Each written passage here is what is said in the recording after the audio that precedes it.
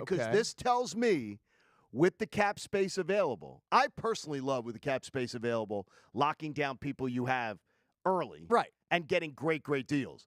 But one of the things I look at it as is this tells me they know they can still swing the Smith extension under it. Yeah, and I think this tells me that they've done the math. Right. And we can afford to do Mailata, and we can still get Devontae Smith. Now, the reason why, back to the Mailata thing, why I say I'm not surprised, it's not because somebody's been reporting it. It's the Eagles take care of their trenches. Yeah, but it came out of left field. Nobody was calling for this. This wasn't even on anyone's radar. No, but I'm just saying, all right. I love it. So they're setting up their look, at some point, Lane Johnson's going to be gone, right? So you want to have one of your mainstay tackles, and that's Jordan Mailata over the last couple of years, to be ready to go to that next era. You already lost Jason Kelce, right? Isaac Seumalo 2 years ago. Like, the guys that have been here are starting to make their way out. Lane Johnson will be gone eventually. Hopefully for a couple more years he'll still be here. But now you have Mailata and Dickerson locked up together, which is great, right? So now your left side of the line is set, and hopefully Cam Jurgens can be that Jason Kelce moving forward. Not as good, hopefully as good, but we're not expecting that. Nobody should put that tag on him. But your left side of the line is set right now. When I hear cap space and I hear locking down players that we really enjoy watching, that we think are either very good or great players, I'm all in. So that was great news for me just to say that's not a story we're talking about the next few years. Right. We honestly have few contract stories to talk about other than Devontae Smith. Right. For a couple years. No, it's beautiful, honestly, man. When we're talking about Milton Williams, like, I asked Bill Colarulo about this. I'm like, Milton Williams isn't even on my radar. Right. Like, he's not even on my, like, locking him down. Player. Right. But to me, the idea of when Devontae Smith is really the only variable you've got, and I remember it's beautiful news. When the Jalen Hurts extension happened, there were a lot of people that were, obviously happy for Jalen Hurts, but then there's that worry that settles in of once you pay the quarterback, how are you able to maintain a good roster? We've seen it since the NFL first started. That's always the talking point. Right. When the quarterback gets paid, how do you maintain a good roster? Well, it's up to the drafts. It's up to finding free agents. Or it's up to the GM, like Howie Roseman, to have guys already under the cap. Like, before Jalen Hurts signed his extension, the core was still here for another 2 or 3 years, and now he's reworking some of these deals. And if I'm not mistaken, just a year, was it last year or the year before, that at one point we went into the offseason, they were like $17 million over. Right. And then Howie freed up like $30 million. Like, he's amazing. He's a wizard. And so congratulations to Jordan Mailata. I'm just happy because I love stability. So to me, it's really exciting. So coming up next, we'll talk more about Devontae Smith because you were a little worried yesterday, but it seems like you're feeling better today, which is why we had Andrew DiCecco on yesterday in studio for an hour. And, we talked about how they could handle both Devontae Smith and A.J. Brown. Well, you'll hear what Andrew DiCecco had to say yesterday. And I know we already got some people ready to talk Sixers because people are buzzing. They're buzzing. This Friday morning after a great win for the Sixers last night in Miami. We'll continue to have that conversation coming your way next. It is Kincade and Salciunas on a First Friday. We'll tell you everything that you have in store for you today, whether you're coming here or you're going to be listening from afar. It's going to be a great show. Kincade and Salciunas, 97.5, The Fanatic. A huge win for the Sixers. I'm Connor Thomas, and this update is brought to you by PJ Well.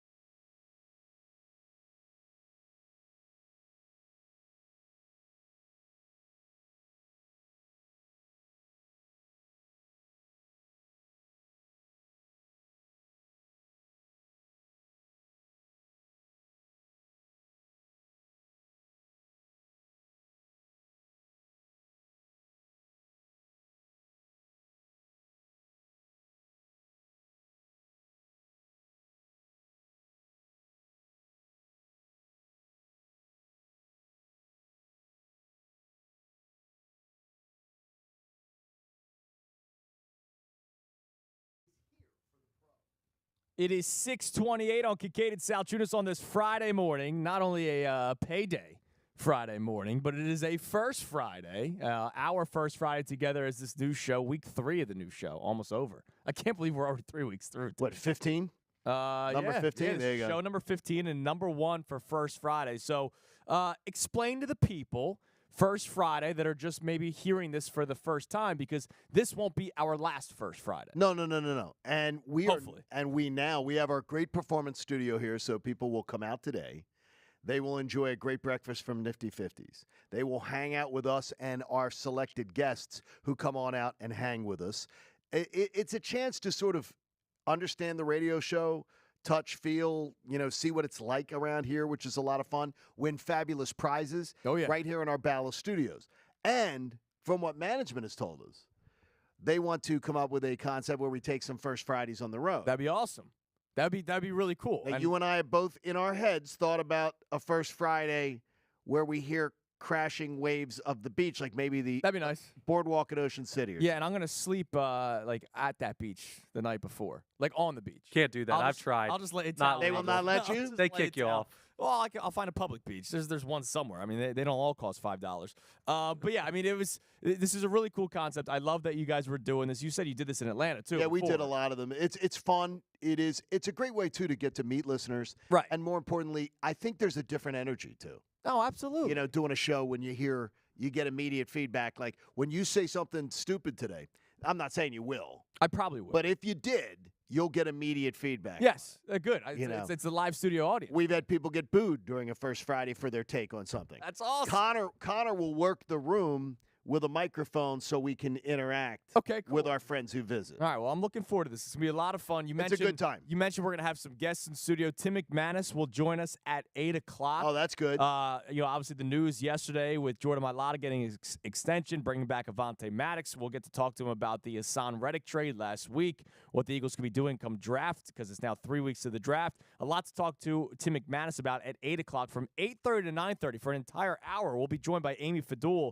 who's, been great. She's been on with Bob a couple of times. I know, Connor, she was on with you a couple of weekends ago. She's been fantastic. So she's in the family now. Yes, absolutely. It's like Amy can, come and go as she pleases. Yep, so she'll be joining us for an hour, 8:30 to 9:30. Bob Cooney will join us. Normally we do the crossover with Bob, but Bob's going to come on a little bit earlier, see his old friends from the morning. It's because he wants breakfast. Yes, that's exactly Let's why. be honest. And like you said, Nifty 50s will be here. And because this is the first Friday for us, next May, in May, 1 month from now, the first Friday in May will be another one. There you go. So this isn't a one-time thing. So if you couldn't make it today, we look forward to next month getting together. All right. So the Sixers with a nice win last night against the Miami Heat, and it gets me fired up. I mean, it wouldn't take much. You know that, John, when it comes to this Sixers team. You're bouncing off the walls. It doesn't take much which for me is to good. get fired up, because I know how talented Joel Embiid is. I know how talented Tyrese Maxey is. And I said this before the season started, and I said this after the trade deadline, even though it was two totally different rosters. This is one of the more deeper teams that the Sixers have had. The best team they ever had was that Jimmy Butler, Tobias Harris, right? The one where Kawhi. 19 was the best roster for a playoff run. Right. But it was also the best starting 5, and then you had Mike Scott, right? Like, the bench wasn't really all that great, whereas now you actually have a bench. You have guys coming off, you have guys that can shoot threes, not only in the starting lineup, but coming off the bench. You have guys that can create their own shot. When Joel Embiid would go to the bench with any team, the other team would make a run. And you saw a little bit about it yesterday when he went on the run, when he went to the bench for the first time in the first quarter. That's when Miami went on the run. But now you have guys like Kelly Oubre who can create his own shot, right? He doesn't need Joel Embiid on the court. His life will be easier with Embiid, but part of the reason why they did win games while Embiid was out was because Kelly Oubre is a guy that can actually score on his own. I mean, they haven't had something like that this entire post process. I love all the space. Yes. That he creates for everybody else. And somehow he still manages to find it for himself. Yeah. He still manages to find it. I got to tell you, they talk about him looking that he said he was fat. Right. He said, he gained 50 pounds? I think he says it on purpose. I think he looks sleek out there. Yeah. He looks like he's moving well. Last night gave me, now hopefully he wakes up today. He feels good. Yep. Because now they'll have to make the trip over to Memphis. But hopefully they got a great night's sleep and we're able to get ready for this, because this is a very winnable weekend. Yes, it absolutely is. You have an opportunity with at the Grizz and at the Spurs. We're going to go through it. In the 7 o'clock hour, we're going to go through what the Sixers – I mean, look, it's a big weekend in Philadelphia sports for the Sixers, Phillies, and Flyers. So we'll go through that in the 7 o'clock hour. But I know there's people that are fired up that want to talk about the Sixers. Let's go to the phones. Let's go to Frank in South Philly. Frank, you're on Kincade Salciunas. Good, man. How are you? Frank?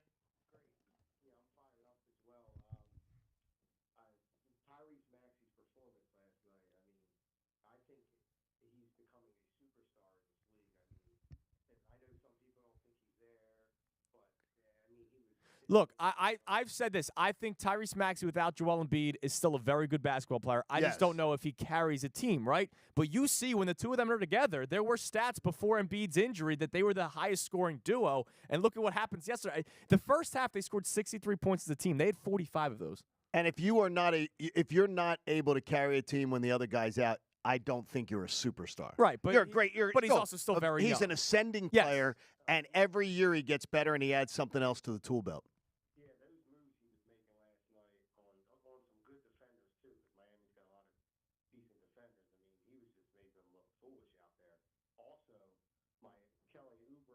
Oh, yeah. Buddy Hield, man. I mean, Kelly Oubre is just that energy he brings. I would keep him in the starting lineup from here on out. I think he's a great fit with Embiid and Maxey. And I also like that he just keeps shooting. Even if he's missing, he'll still shoot. Oh, yeah, he'll keep going. Look, he's a guy that could drive you crazy. And thanks for the call, Frank. He's a guy that could drive you crazy, in a game where he could take like 10 horrible shots, but then he could catch fire. And that's what streaky scorers do. Now, the only thing is he says he would keep Oubre in the starting lineup. I would not. It depends on what Tobias Harris has given you, because that's who it always comes down to. I like Kelly Oubre off the bench as a scoring punch, and just because he starts on the bench doesn't mean he has to finish with 25 minutes in the game. If you don't have Oubre coming off the bench, give me a scenario where you've got scoring punch. Right. Well, you would hope Buddy Hield, because Buddy Hield not too great yesterday, only 2 points yesterday. He only played 12 minutes. But what does that say to you? I think they're working their way back in. But Hield could be a scoring punch. Campaign could be a scoring punch. He's a very streaky scorer. I like watching Payne. Yeah, I mean, look, they have guys. That's why I keep on saying this is the deepest team that this Sixers team has had post-process. Maybe not star-studded, right? That 2019 team, that was the most talented team. But this is the deepest team where you have multiple guys coming off the bench. Buddy Hield scored 2 points last night, and they win. I know we had people reaching for the Kleenex when Pat Bev left town. Oh, yeah. You get so much. Campaign brings you so much more, I think, in every facet of the game. Maybe not the quoted leadership. Right. But I'll take every facet of the game being better. Especially with Campaign. With Joel Embiid. Campaign without Joel Embiid. Yeah. We saw some nights where Campaign played really well, but with Joel Embiid, it's going to make his life so much easier. Now, we also have a text, Connor Thomas. Yes, we do, and this is a little bit of personal growth, so my compliments to this texter. We don't have a name on this guy, but you'll remember this was the yawn second round yawn Joel Embiid guy. It took him 2 games. All right. It says, I texted in the other day saying yawn second round, exit to Joe's return. I must say I'm pleasantly surprised and entertained. I forgot how much fun it is to watch Joe play. However, the NBA becomes a different game in the playoffs. How'd you forget? He won MVP last year. People forget, man. It took 2. I'm glad that he's back after 2 games. I'm glad it took 2 whole games. No, but whoa.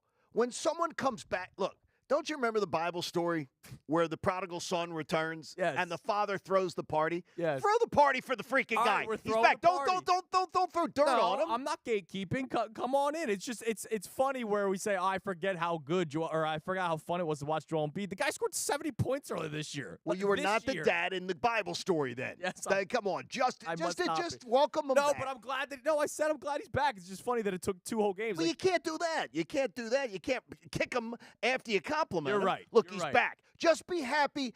Everyone is not going to consume the Sixers product or Joel Embiid like you do. I know. I'm in love. And by the way, I watch with I believe hard eyes. you watch with the hard eyes, and that's fine. He gives you so many reasons to have that. Right. But there are a lot of people who have that with him. Just be welcome that he's won over. Right. All right. That guy's won. We can't give like a friendly kick, like a celebration. No, you throw don't some do confetti that. and then just a little That's onside kick. That's like saying, honey, you look, you've lost some weight. I'm very proud of you. But that dress, take it off. You can't do that. Well, maybe it's not a good dress. Have you ever done the move with one of your buddies where it's good to see you and you haven't seen him in a while? You put your arm around his neck and you kind of choke him a little bit. You never done that? To choke him? No, I can't think Yeah. of most. No, you never Yeah, done a little Most of my headlock. buddies like would that. throat Yeah, punch me. Little headlock. That's all. It's you do give a little noogie. What's a Okay. headlock between A friends? noogie. A noogie. You're going to the 70s now. Oh man, That's the oldest but reference that's that endearing. we will hear this that's week. endearing. It's a little kick in the butt. But, There we go. But it's endearing. All right, so fired up about the Sixers. Would love to hear from you guys on the phones. Text line 610-632-0975. Are you starting to find your way back, right? We had a texter that said, yawn, wake me up after the second round when it was announced that he was coming back. It's been 2 games. He's back. I love it. that. I love that he's back. I hope more of you are back. Now, another thing that we got into yesterday, and I'm glad that you're feeling better about the Devontae Smith situation because of my Lotta. But there is the question, can they afford both A.J. Brown and Devontae Smith? Here's Andrew DeCecco. Quick answer yesterday talking about Devontae Smith. Both players have proven that they can be transformative, and the Eagles prioritize the passing game. Those are 2 premier players. They're going to help your quarterback long-term, who you just invested heavily in. I think that if anything, Andrew, they're going to find a way to make it work with both players and keep them in-house. Which is great. And that makes this offense Love it. dangerous, right? Every single year, even though last year it went to crap, it's still dangerous. When I saw Brown and Devontae Smith doing their body language is always great on game day. Yes.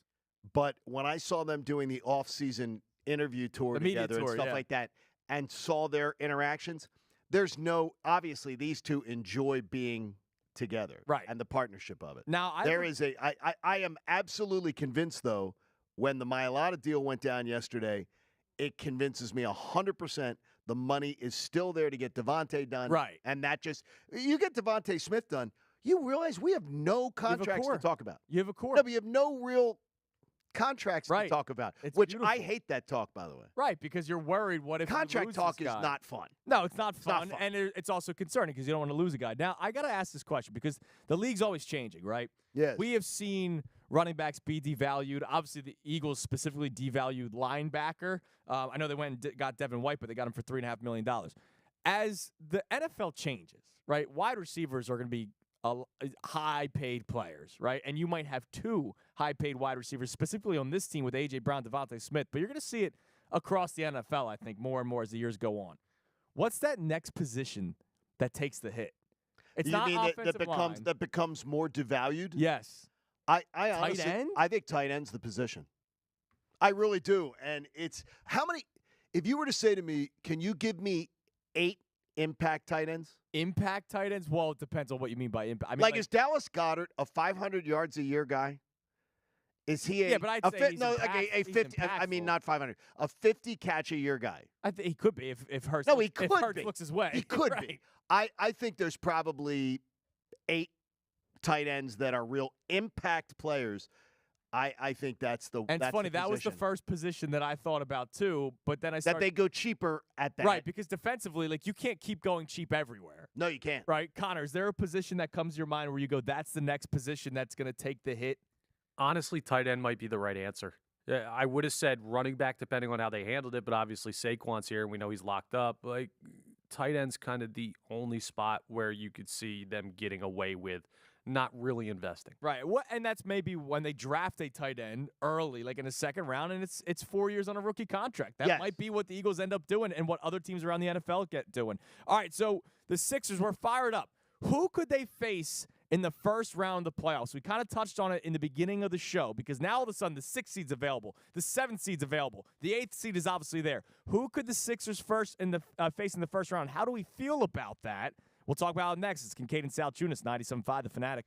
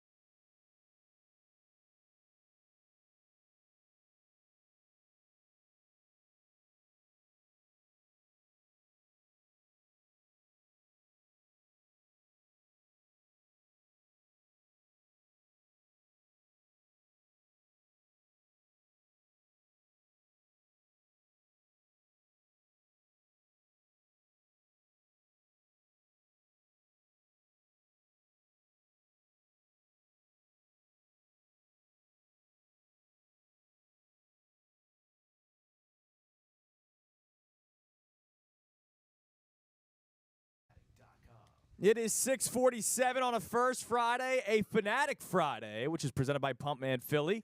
For 24/7 emergency repair or pump replacement, count on Pumpman Philly, the guys to know to fix your flow. I'll remind you guys a couple of times as we continue the show. Coming up at 8 o'clock, Tim McManus will join us here live on set on this first Friday. Amy Fadool from 8:30 to 9:30, and Bob Cooney from 9:30 to like 9:40. But we already have some people in studio here, Yeah, it feels Johnny. like Wednesday night. I'm like having PTSD. The kids are here. Now why is the that? students are here. The students that decided to come from my talk radio class. The guys that are going to kick us out at one point. The guys that are going to take our jobs one day. No, I can look across the aisle. I tell them all the time how they inspire me. Yeah, because they are very, very good. Well, they make you keep grinding because the second you take your foot off the gas pedal, they're the ones that take our jobs. No questions asked. Yeah, exactly. They'll be ready to go. That's why I always look at them side-eye, but I also want to help at the same time. You should look side-eye Yeah, at them. always. You sure they're not here for the free breakfast? Because I remember being a college kid. I'd be here for the free breakfast. Did you guys bring your Tupperware containers? I don't think so. Mistakes. They got to bring the Tupperware and containers. Andrew damaged his leg playing pickup basketball. Okay. It happened. So good luck, so Connor. He's a Harry hard-on like you. Good luck, Connor. Very much. All right, so the Sixers, a lot of excitement after last night's win. A lot of excitement this week, really, because Embiid comes back. You beat the Thunder, and then last night you beat the Heat, and it was a nice, it was a back-and-forth game. What could be a play? We talked about it yesterday. It was a nice preview, a potential preview of a play-in game because the 7 and 8 seeds go up against each other. And right now, Miami is still the 7th seed. The Sixers are the 8th seed. So if the season ended today, the Sixers would be traveling to Miami for that first play-in game. And then if the Sixers were to lose, they would then host either the 9 or 10 seed, which right now is either Chicago or Atlanta. But it's not set in stone. They could still climb up in the ranks. They're just a half a game back of Miami and just one game back of Indy for that 6th spot. And how about Indy's weekend? So just do a little, get the calculator out for you. So you're one game back of Indy while you're playing the Grizz and the Spurs, two not good teams on the road. The Pacers play the Thunder tonight and the Heat on Sunday. And let's see, so Shai Gilgeous-Alexander back, right? He missed the game for the Sixers. I think he's supposed to be, but I'm not sure. Okay. But Heat-Pacers Sunday should be almost a must-watch for all of us. Yes, absolutely. Because that'll be a game you can catch on national TV. And if the Sixers can just take care of business against two also-rans late in the year who've already packed up, they're ready to go, you could take care of those games. The Heat and the Pacers are going to do a favor for you on Sunday. One of them's one or the other. And the Heat have to go play the Rockets tonight on a back-to-back. Right. So they went and got in a plane last night. Oh, so they're traveling to Houston. They're playing in Houston, who has won 10 of 12. Yeah. And the Rockets, the young Rockets, can really run you up and down the floor. I got a feeling this weekend we may be getting some gifts. And really some gifts from people. That's exciting. So, we almost have to take a whole segment looking at potential matchups. So if we ended it the traditional way, no play-in tournament, no play-in tournament. Sixers play the Celtics in the first round, and I don't think anybody feels great about that. No, except Bob Cooney. Well, he says bring them on. Does that Bob mean, Bob goes, you got to beat them sometime. Okay. He does this every year, and Breen the other day, same thing. They're talking and they're having the discussion, and he had the same attitude as Bob. Wow. There are many people who have that belief system. If you got to go through a monster, then have somebody else, then take them on. Right. Take a shot. I look at it completely differently. A few years ago, the Milwaukee Bucks were a monster. Mm-hmm. Giannis turns an ankle in game 1.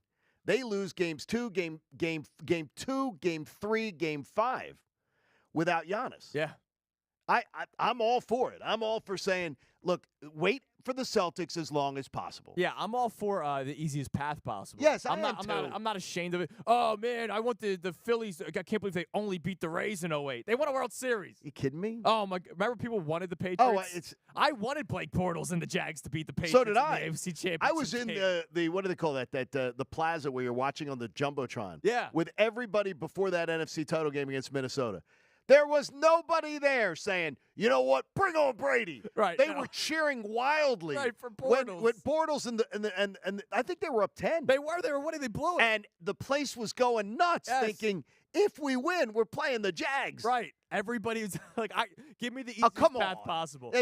Nobody wants to play the harder path to try to win when you're the underdog. Oh, but it's a better story. Well, if you lose, then there's no story. So the Sixers, if the season ended today, would play Boston if this is the traditional way of looking at it. But they could face the Celtics, they could face the Bucks, who you and I are in agreement with. They match up well with Milwaukee. Well, plus Doc's there. Plus Doc's there. Nurse.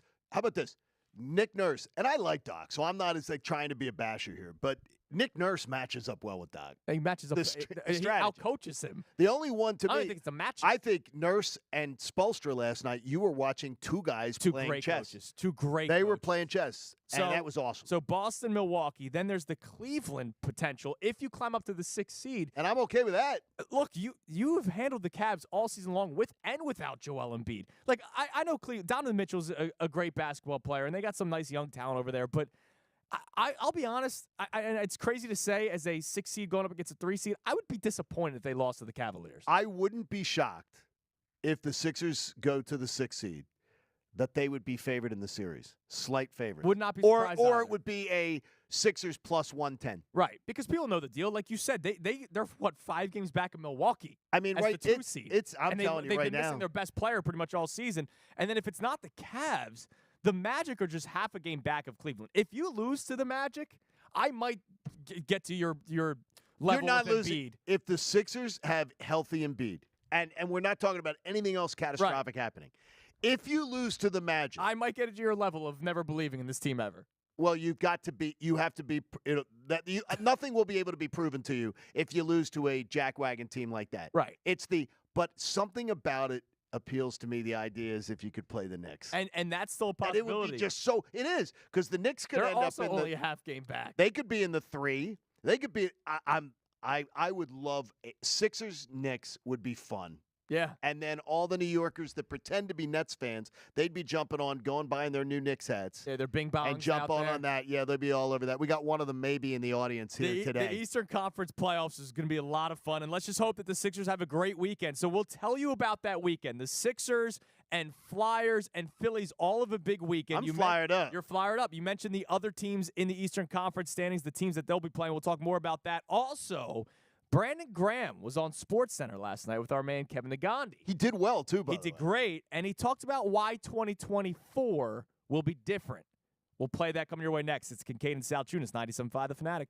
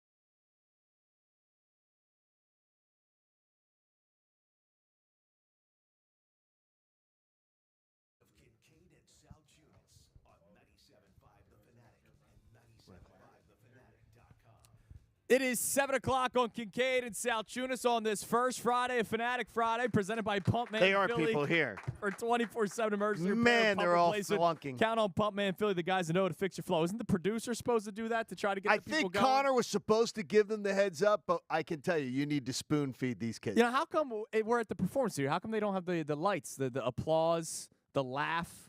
Like if I say something Well, funny, laugh I they need felt people... was not necessary Oh, with our okay. show. Okay. They did think laugh at.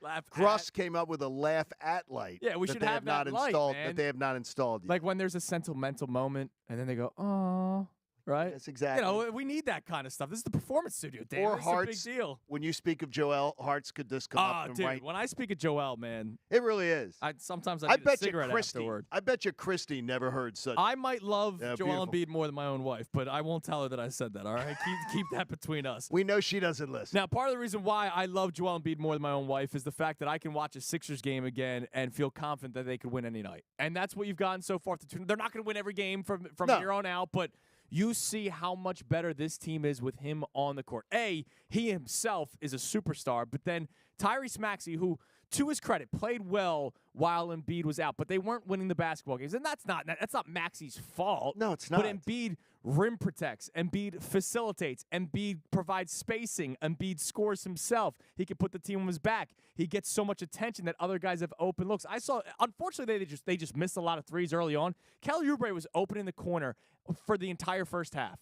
He just unfortunately wasn't hitting many shots. But, look, P.J. Tucker last year killed you so much because he was open in the corner every single time. If you have competent corner three-point shooters, which they tried doing with Tobias last year also and it just didn't work, that will always be there. Embiid's always going to be able to provide an open look for somebody in the corner. There is a level of excitement with his return. It's palpable with you. It's palpable with the fan base. I think there's so much excitement over him being back. And to me, it's the idea that you still have the 6-game runway. Right. You have plenty of time for him, and he'll probably play in 5 of them. Yeah, he's not going to play both games of this weekend of the back-to-back. And by the way, if you get to the 6th seed, also, it is important to note, you're going to get 5 extra days off. Absolutely. Which I think is an advantage. I think that's going into a 7-game that's a big series. deal to try to go after that. Especially with Nick Nurse saying, we are disorganized out there. Yes. I think the 6th seed, if you give Nick Nurse that extra week of preparation. Right. The Sixers would play their last game coming up on the 14th. So that would be next Sunday. Mm-hmm. They play their last game. If Nick Nurse doesn't have to coach his first playoff game till Saturday or Sunday of that week. Oh, my God. Yeah. And against the team that they've played well against all season long, if it is the Cavaliers. And right? that helps Joel also to be even in better condition. Right. And ready to go. Incredible. So it's been a fun show so far on this first Friday, first hour already in the books. So we do have a very big weekend ahead. And I'm going to play this Brandon Graham clip for you later on the segment because he thinks that 2024 will be different than 2023. He's always kind of a confident guy. He kept saying it, though. The only thing with that is he kept saying it whenever every loss. We're going to get out of this. We'll get out of this. We're going to get out of this. Yeah, but you know what? It's the offseason, so we're allowed to play happy. He's Leslie Nielsen in front of the burning building. Nothing to see here. Move here. on. So the Sixers, we've talked about it. The Sixers this weekend, they have the back-to-back with Memphis and San Antonio. And if you're trying to get to that 6th seed, you should be able to handle both of those games, even if Embiid only plays in one of them, which I expect him to only play in one. Okay, Connor and you are going to help Nick Nurse. I told Nick to be listening this morning at 7:05. So, Coach, appreciate you listening on the app. He's got the app up. Okay. Here's the advice segment. Which game do you play and beat him? San Antonio. It's an extra day's rest because that's the second of the back-to-back, correct? Yes. So it's the extra day of rest, and also Wembanyama is more of a factor than anything that the Grizzlies have. He put 70 up. Yes. On the Spurs. Yeah. Wembanyama was not even in the... He actually had a decent game offensively. He had a decent game offensively. Yeah. He had nothing defensively. No, he couldn't do anything. So did that influence your decision? No, not the 70-point performance. It's that Wemby can score. Even that game, I'm pretty sure Wemby came close to 30, if not did score 30. It was game. really It was overshadowed. He had a good offensive game, but he was a non-factor defense. Right. So I would rather him go up against Wemby because Wemby could go off in a game to win it. Like I don't fear the Grizzlies. I don't fear the Spurs either, but there is the Wemby factor. So I would go the Spurs. Where do you want him to play? I'm torn because part of me wants him to get in a rhythm. Like, I know what you're saying, the extra day of rest is good, but I also think playing consistently is good, and then rest him against San Antonio. But the Wemby point's a strong one.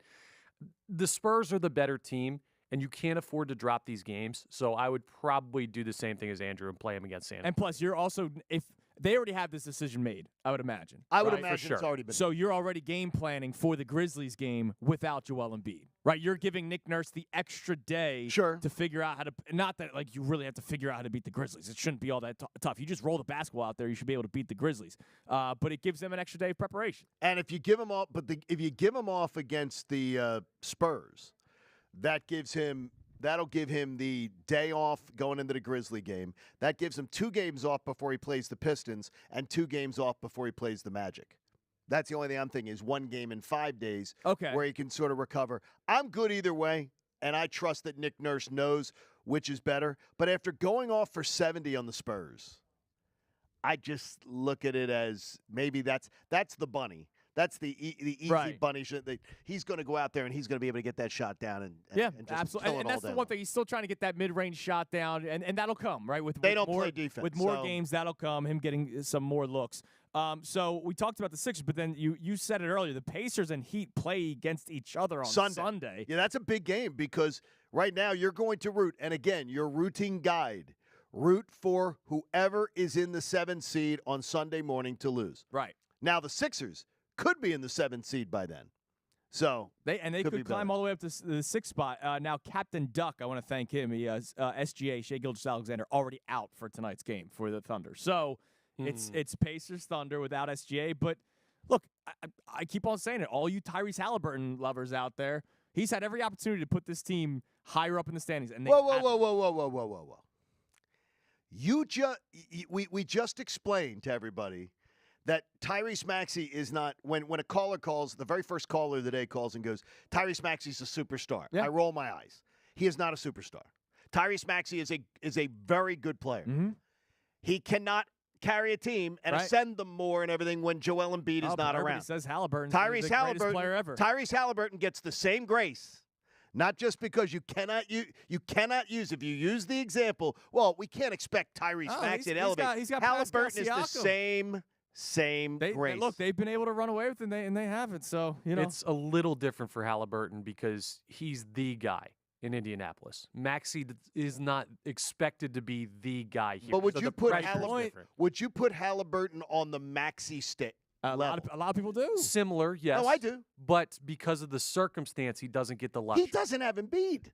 That's what I'm saying. So he's more responsible for that team, which is why he's going to be viewed as a guy who's got to carry it. But we've seen when Maxey was asked to carry, he couldn't do it. I'm not saying it's fair. So what I'm saying is it's the same. So we have to give the same grace to Halliburton. We don't have to. To Maxey. See, everybody loves another guy that takes a lot of shots. I've already seen it. Amazing. There'd be a tear falling down your eye like the Native American guy in the littering commercial. If Halliburton was a Sixer, you'd be like, oh, you just have hatred for the opposition. Yeah, because not which here. We do love.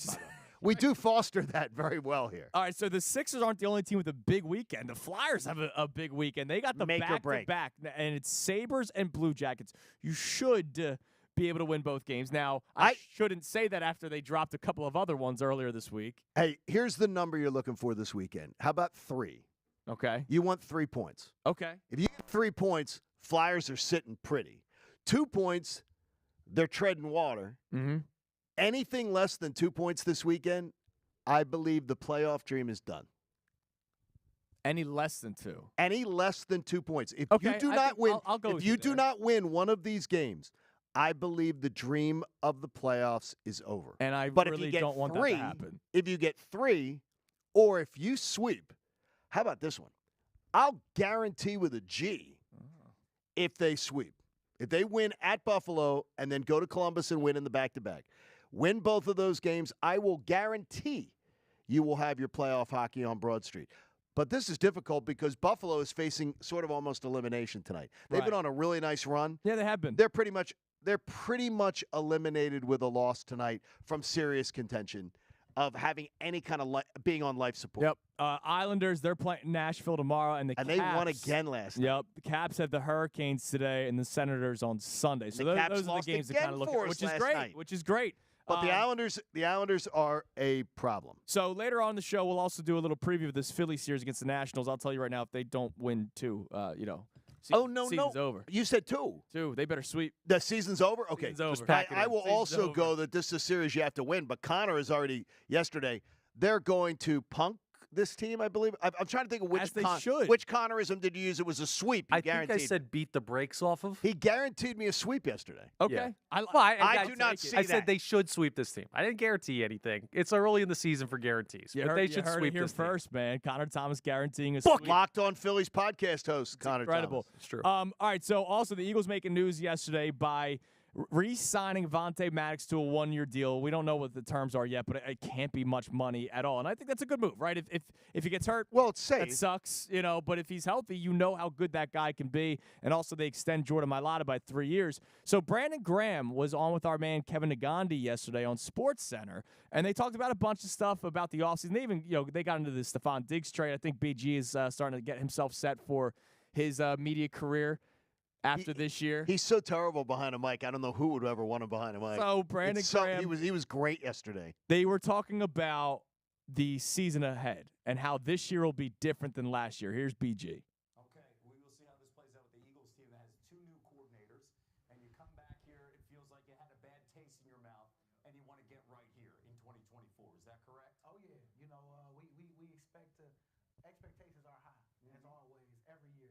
Being in Philly, the fan bases, as you know, on top of the media, it's a different thing. It's two of the same. They both passionate in both areas, and so the fans, that's all they got is the Eagles, and Eagles is top dog in Philly. And then the media want to try to find their way to get us to go against each other, even though they are Eagles fans too themselves. But everybody got a job to do, so we got to make sure as a team that we don't let none of the outside noise interfere with what we got going on. And I think that's the hardest part with every team. And as you know, Coach Reed leading the Chiefs as he led, I've been a part of it. I know how he run his organization, and it's so good to see him, just finally get over that hump that he couldn't get over with the Eagles. But now I'm hoping that we are going on our run too. So he thinks it'll be different next year, which is great. But the media thing. How many things were wrong? How many things were wrong in that statement? So the media thing. BG said this earlier during the season, and I love Brandon Graham. He's a forever Eagle. He's spectacular. Jersey, the name should be up in the rafters once he retires. I'm glad that they're giving him the retirement year, right, where he gets honored by teams, and the Eagles probably do some big thing for him at the end of the season. I love all that. The blaming of the media, he did that about Desai. He said Sean Desai was a media-driven firing. Run off by the media. And then he tries to put it as the media tries to pit us against each other. And then he goes on to say, so first of all, that is complete fiction. Absolute fiction. And anytime you hear that from a locker room, having worked for pro sports teams, having been in enough locker rooms, right, it is such a bull argument.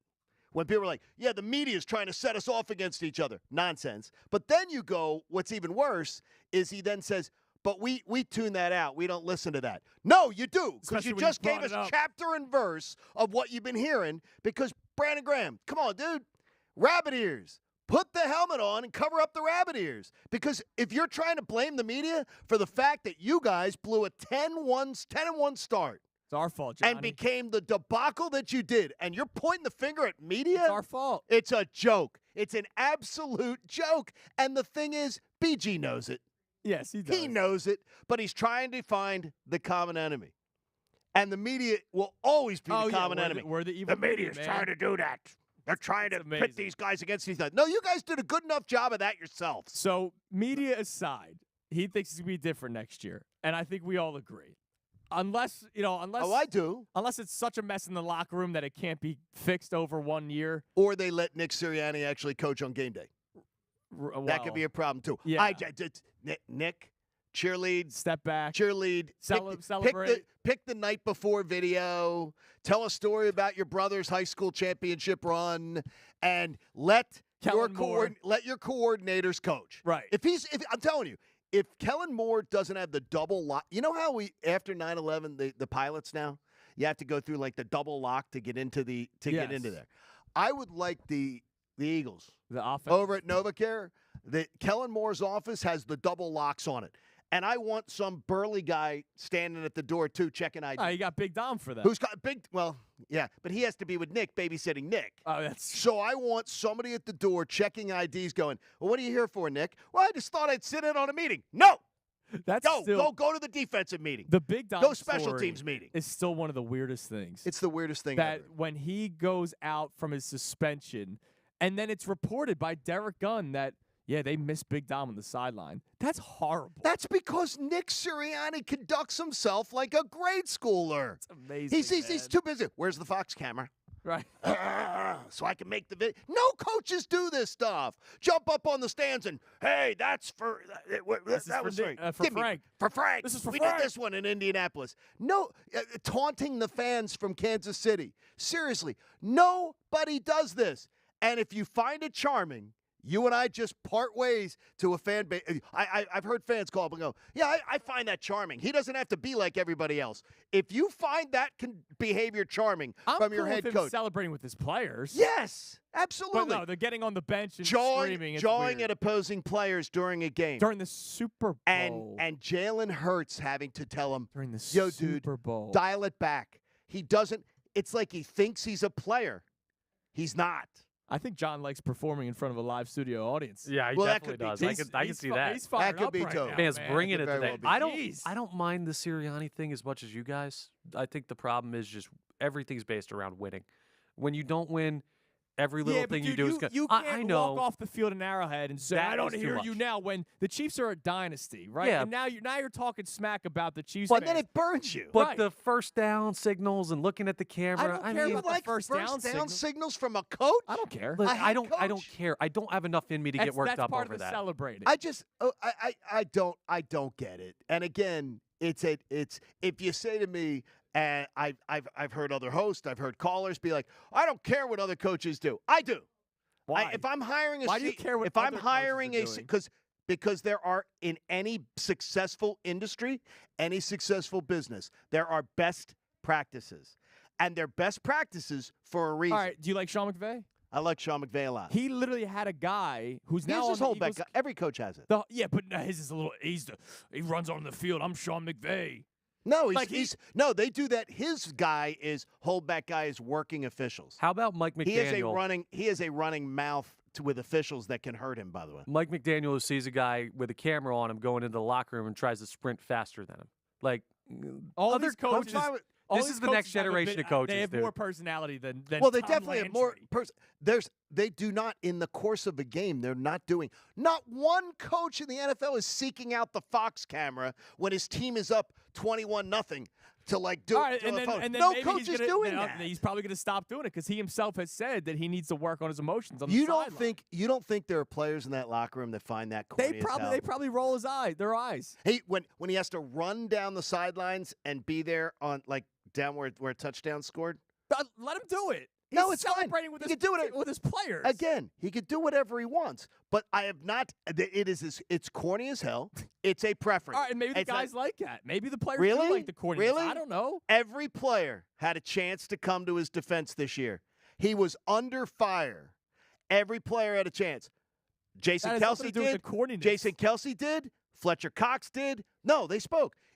Andrew, if you love somebody, if you respect somebody, and the Philadelphia Inquirer comes, the Daily News comes, and they come to you and go, well, what do you think about John and Connor? Right. If you love us, you're get going to it. think. If you don't, I you don't say nothing. Dude, I don't think they said nothing because he runs down the field and celebrates. Then when he why do scores you think touchdowns. they said nothing? Because he's not good at coaching. That might be. Well, no, that that's might what I'm be saying. it. Yeah, but the thing is, that's He doesn't have to change who Could he is just because he's not a good coach. He just needs to be a better coach. Would you conceive of the possibility that part of the reason why he may not be the game day coach or the coach that we want him to be is because of all the other peripheral crap that other coaches aren't doing? He might just not know football as much as the other coaches. Well, that could be. He was I interviewed. don't think because he celebrates with his team that, I got to focus. What am I wearing today? What should I do on the camera today? I think his focus is terrible.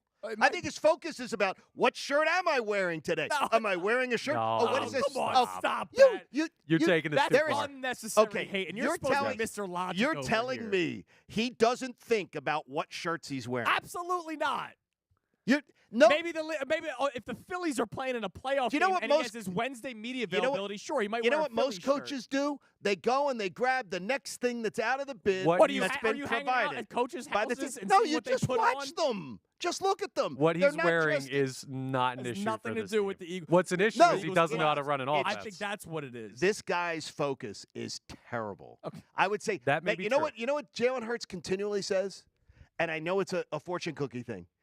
Make the main thing the main thing. Yes. With Nick Sirianni, all the other crap that doesn't matter becomes his main thing. But if you have a hangnail on one hand and you're missing an arm on the other side, I'm not worried about the hangnail. So both of them are a problem. Coming up next, you sent us a question yesterday. And it's a barroom question. Yes. And I'm telling you right now, the answer is no. And if anybody says yes, they are lying to you. And if you say yes, you're lying to yourself. Connor will take the microphone around, and I guarantee you we'll find people who say yes. All right, I'm going to tell you why anybody who says yes is lying. And it's part of it's just the conversation we just had. It's Kincade and Salciunas, 97.5, The Fanatic. Sixers take down the Heat. I'm Connor Thomas. This update is brought to you by Christian.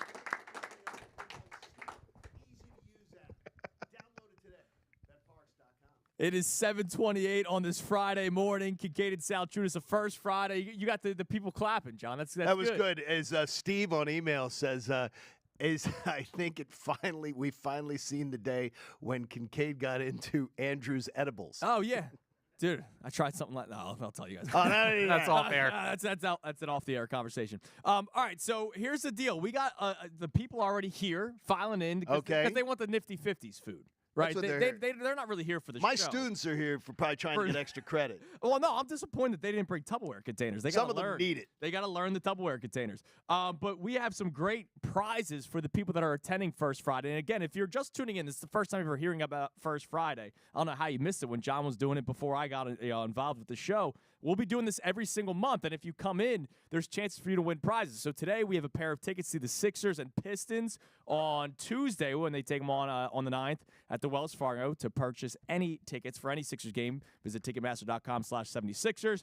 We have a pair of tickets to the Flyers take on the Devils on Saturday, April 13th at the Wells Fargo Center. Go to PhiladelphiaFlyers.com for more tickets, and also the 4-pack of tickets for the Worth 400 on Sunday, April 28th at the Dover Motor Speedway. Tyrone Johnson and Bill Calarula will actually be doing the show from there. I've never been to Dover to see a race. I have not, but I would check it out one day. I've seen a couple of NASCAR races. It is not. I have not seen Dover. Okay. Well, we might have to check that out one day. Yeah, we'll go on down to the show. So I think a lot of people are going to lie to themselves, including you, if you do give this answer the way that I think you might give this answer. So you texted us yesterday.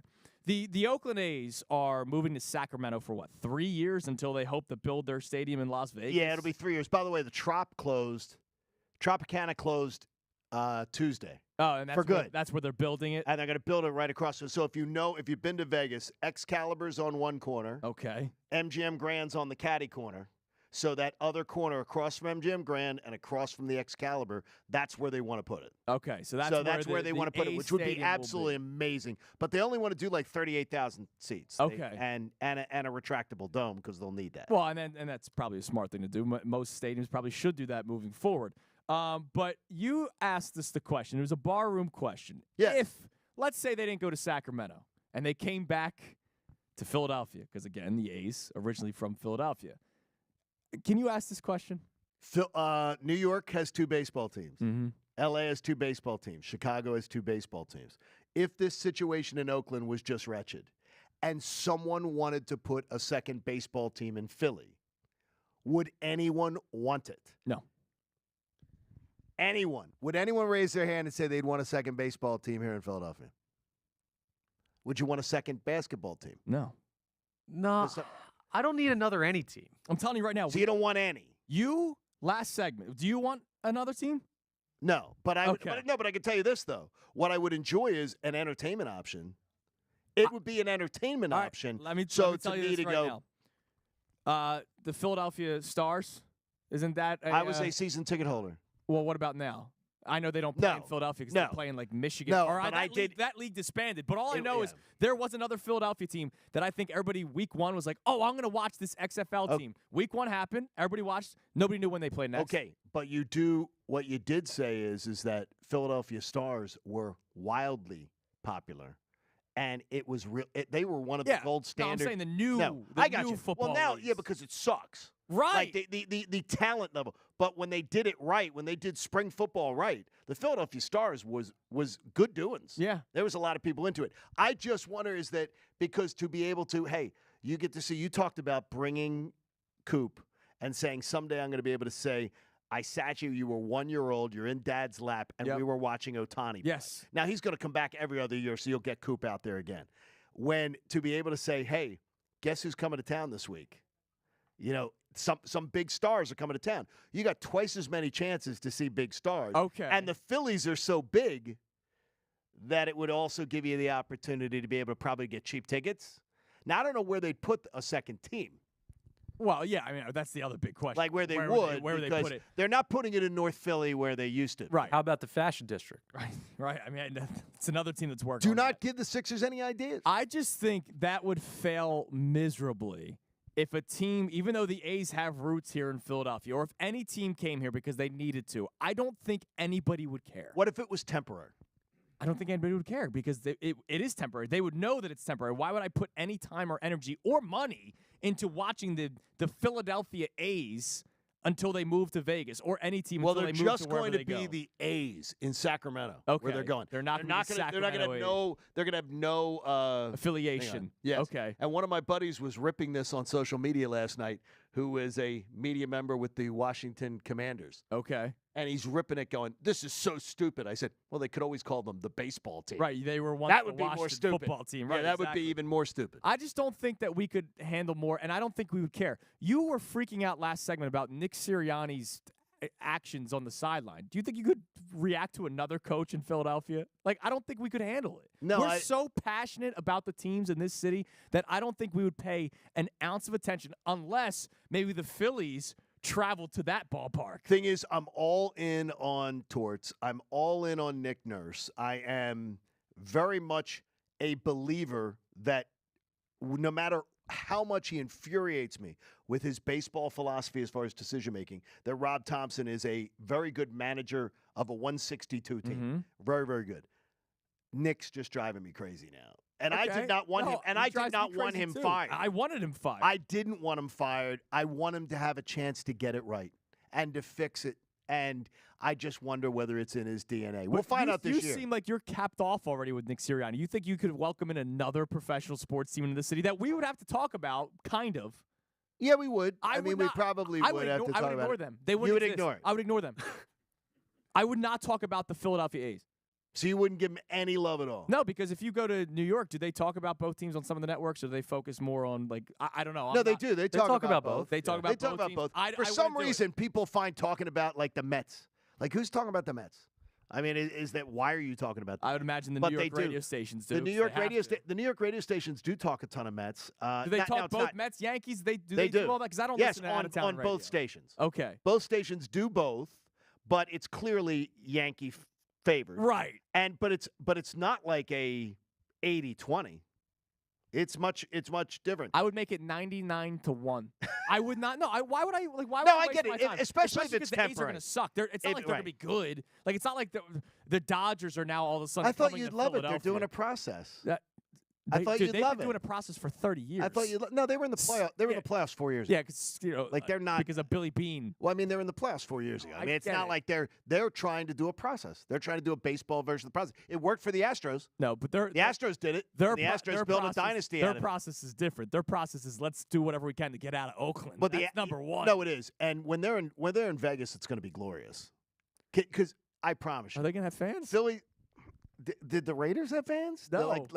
No, they do. The Raiders had a loyal fan base. The Raiders in have Oakland. The And Raiders that's one game a week. The Raiders have a local season ticket holder base of around 56,000, 57,000. So they're pretty good in Vegas.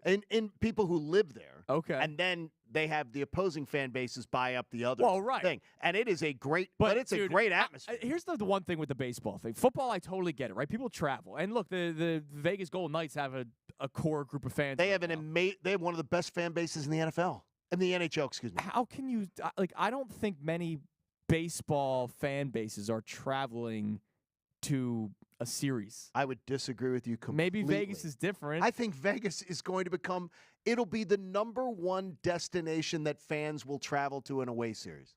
You think so? I don't buy Number that. one. You get to go, hey, Phillies. Phillies are playing the A's every other year. They will play a series in Vegas. I guarantee you, Philly sports trips will pack the plane for people to go I would rather for go the weekend to series. Fenway. I would rather go to Wrigley. Fenway, I you don't get in your care car. about this fancy schmancy stadium that they're going to build in Vegas. I really don't care about. Fenway, you can get in your car. Yeah. I mean, You wanna seriously, drive 6 in hours? 5. Yeah, I mean, by the way, Tom McCarthy did it in like 4.5 last week. It's impressive. He told me on opening day. I was shocked by that. I want Tom as my Uber driver. That's impressive. If I'm trying to get back from something. So I would just really say, don't get. I don't think it would work, man. I really don't. I think they would get very little attention. We'd talk about it the day a that sale it was. happened. We'd maybe talk about, hey, let's see what kind of turnout they had in their first home opener, and I think there'd be 15 people there. Now, you two are Jersey people. Yes. You two aliens are Jersey people. What do you mean aliens? Well, we welcome you over the bridge every day. 10 minutes away. We welcome you to come At least here. we know how to drive, right? So it's in your little roundabouts. So do you have friends that you grew up with that in any way split their allegiances, or is it just your community was absolutely, it was Phillies, Oh, it no, was Eagles? I had my neighborhood had way too many Cowboys fans in it. It was weird, dude. Why? My dad's a fan. That's why. Your commute from Jersey is 10 miles closer than my commute from Westchester. Yes. Yeah, but the Cowboys thing. But I mean, I don't understand. It's not like there was a fan of the Giants. I never encounter Cowboys fans in Westchester. I never encounter anything. No, I encounter it's Philly gear, like 95% of the gear. Now, then you go to Villanova's campus and you get all the Mets stuff and you get all the stuff like that. Yeah, if you're on the main line, you get all them. But, I mean, it's a very much it's Philly. It's Philly. I'm always fascinated by how a bridge can all of a sudden turn people that are still 80, 90 miles from New York. Yeah. Somehow they think of themselves No, it's weird. But there's no way. I just don't think we'd be able to handle another. Even if they. Well, we wouldn't have the bandwidth for it. No, we don't have the emotional capacity to take on another team. No, think about how much you cared about Union soccer 5 years ago. Let's be honest. There was very little following of the Union on like a citywide scale. And then we start to care about them, and then they lose in heartbreaking fashion in the MLS Cup final. You're like, I didn't want to be upset about a team that I wasn't watching like 10 years ago. They were the Philadelphia Union, and it's not like they came from somewhere else. I know, but the A's are not Philadelphia, even though they used to be Philadelphia. Yeah, it's just the emotional toll of another team that you got to commit your time to. I don't think we'd be able to handle it. Yeah, and the Phillies would never allow it. Phillies would never allow a team to come here. I don't think they have the rights of 90. We have a 90-mile. Right, but I don't think they'd be worried about it. Like, who's going to all of a sudden be an A's fan? They would absolutely worry about it. They would fight it. They would fight it to no end. Who's buying tickets to an A's game? It doesn't matter. They would still fight it. They would not want any. If one eyeball was taken off the Phillies, they'd fight it. And by the way, they have a right to, because they've got, I think it's 90 miles. Okay. Like they're like geofenced, where you can't invade other people's I don't territory. think it'd be the slightest of worries. I really don't. They would. I guarantee you, the Phillies would have an emergency meeting the minute it was. They wouldn't allow it to ever happen. Right. So they're going to Sacramento. But by the way, I don't think we'd be able to handle it. The old line. I once spent a week in a night in Sacramento. It's not going to be the road trip that you're looking for. Except they're going to play in a minor league stadium with 11,000 seats. And we'll see if they get 10 people. I think they're going to get. I think a lot of visiting fans will go to see their team play in a minor league stadium. I think there will be a lot of Fenway, Wrigley, Citizens Bank Fenway Park, and Wrigley beautiful Fenway stadiums. and Wrigley have tickets available all the time. Yeah, all the time for people to go anytime you want. Get in your car. You can be there anytime I'd rather go there than go to I've been, so I don't. A 10,000 seat stadium in Sacramento. All right, so here's what we got coming up. Coming up next, I want to get the audience involved. Look, they look like they're just sitting here doing nothing. We got to put them to work. All right, very much like where some of the kids when they're in class, because they're going to get the free Nifty 50s soon. So they have to at least do some work. So Connor's going to walk around with the mic. We'll get into some of the conversations that we've been having. I see one of the biggest Sixers fans I know right in front of me, so I'm sure Karate Mark is fired up about the Sixers' return of Joel Embiid. So we'll get into the audience. Coming your way next, it's Kincade and Salciunas on this Fanatic Friday, this first Friday. We still have a lot in store for you right here on 97.5 The Fanatic.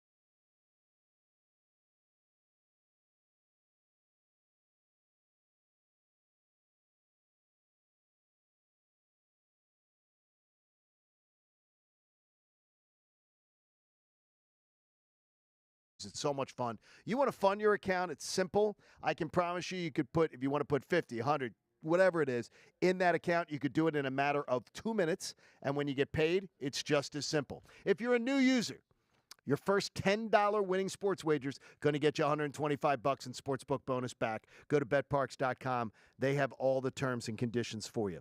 Look, you love to play and you play to win. So if you bet Parks. Got to be 21. Pennsylvania, Jersey, Ohio, or Maryland. Gambling problem, call 1-800-GAMBLER. All right, we're putting you guys to work next segment. Yep. This food isn't free. We lied to you. What happened to Hayes? Did he go to the bathroom?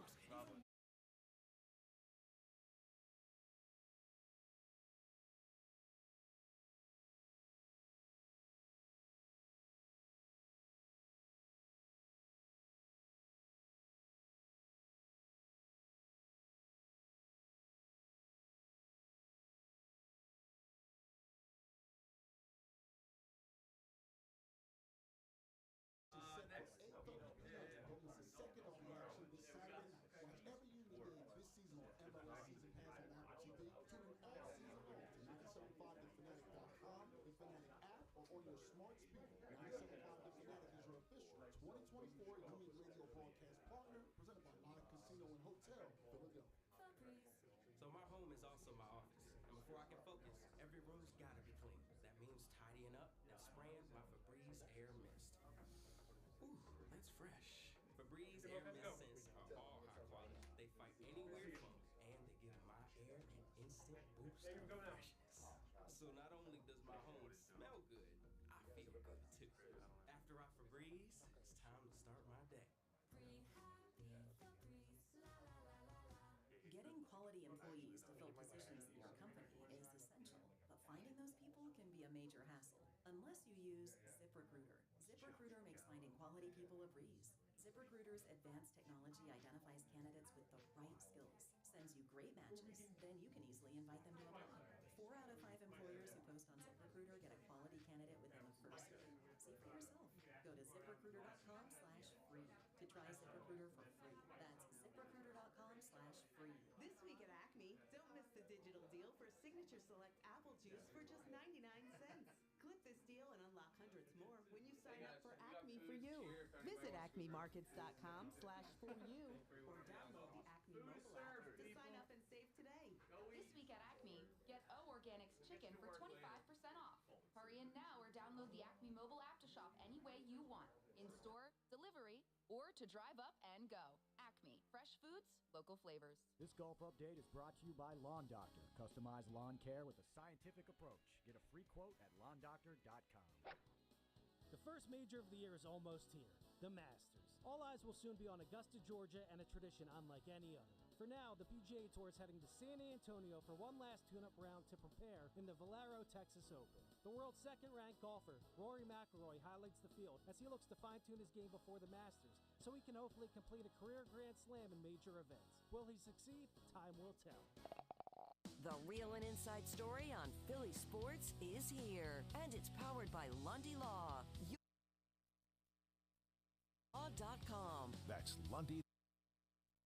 97.5 The Fanatic and 97.5thefanatic.com. This is the first Friday edition of Kincade Salciunas on 97.5 The Fanatic and 97.5thefanatic.com. It is 7:47 on Kincade and Salciunas on this first Friday. You know, it's funny, John. I told everybody that they were going to have to work before they got their food. Well, guess what? They all got up and left. I don't know who sent them in, but did they move. When a crowd moves, if you say that there's Nifty 50s breakfast, let's just say rookie mistake on your part for First Fridays, that if when Nifty 50 shows up, Andrew, we find out who the true stars of the show are. And there's all kinds of great locations, eight area locations at Nifty 50s. Look, Nifty 50s, there was one in the Northeast when I was living out there, right down the street from me. So I would make a lot of appearances late at night, but the breakfast options, I forgot how good breakfast was. I got the bacon, egg, and cheese. It's like on a long roll. And I can't wait I can't wait to eat this, man. There you go. It's going to be absolutely great. And then you got your vanilla milkshake. Yeah, and I'm not a big milkshake person, but a Nifty 50s vanilla milkshake. Dude, I was ripped on by both of you. Yeah, vanilla's too plain. Doing a vanilla milkshake. No, I'm cool. I'm cool vanilla. I like vanilla milkshake. I don't rip that. I'll rip you again. Fox will move by you two. No, I'm over here trying to coordinate a couple things, and I don't see any breakfast over here. You guys could have grabbed something for me. I told everybody to go back and get some. Okay. And Connor, that meant you as well. Connor, since the entire audience is not here now, except for Karate Mark, you can now, that's why he stays so slim and trim, is you could now go back and just go interview them in line at the food or something. Yeah, you could do something like that. Crazy. But we don't have to do that this segment. No, we don't have to. Let the people eat. Let them eat. You don't want to hear the, I like the Sixers chances this year. You don't want that. Let the people enjoy their meal. So I used to hear that doing shows. So here's what we got coming up. At 8:05, it's today's headlines with Connor Thomas. So I can't wait for that. It's always a lot of fun with what Connor brings our way.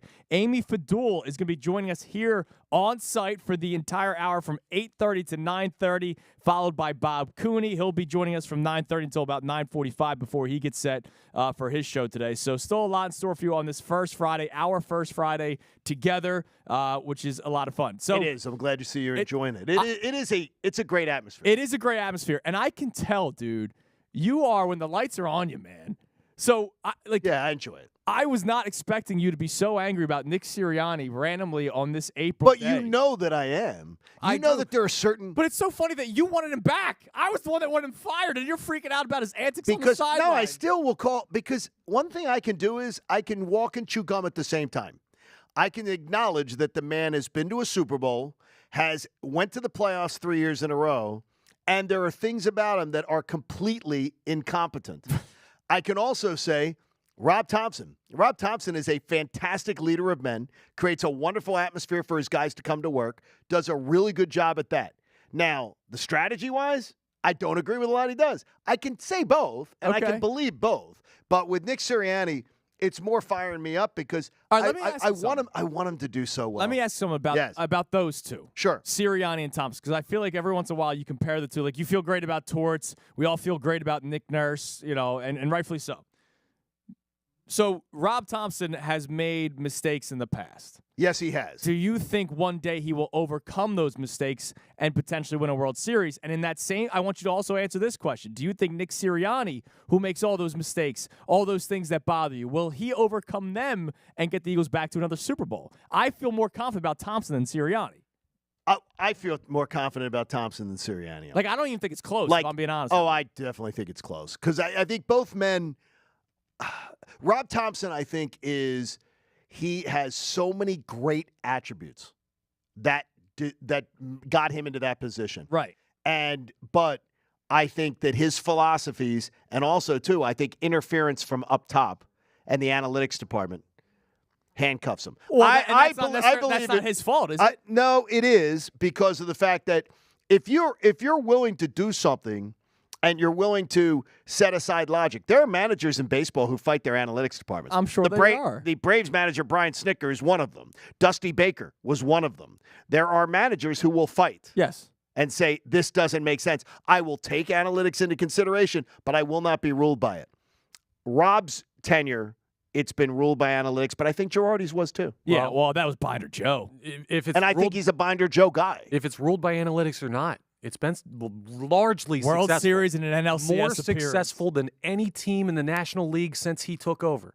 Well, you can't say that. Yes, you absolutely No, can. not without a championship, you can't. So what? He's been. No, he can't say so what about championship. John, what team in the National League has gone to the World Series and one game away from the World Series in back-to-back years? That does not make you more necessarily yes, it more. Does. No, it does not. Well, what are you looking at? Regular season wins? No, what I'm saying to you what is, did that do for the Braves? What I'm telling you is 22. He had the best season in the National League. Okay. Last year, he folded like a cheap suit. And everyone else was worse besides the Diamondbacks, who didn't even make the playoffs. The Diamondbacks were last year's Phillies.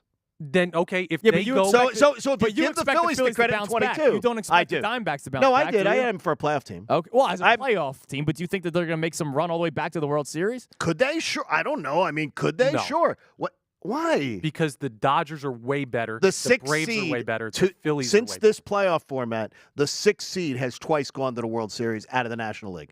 The worst team to make the playoffs has twice gone 2 for 2. So I am not ruling out anything. I'm not ruling. No, if you shouldn't rule anything out. But I'm saying gut feeling. Gut feeling is the Dodgers are better than everybody. Yes, but I think their pitching is thin, and I absolutely say if a few injuries to that pitching staff, they're done.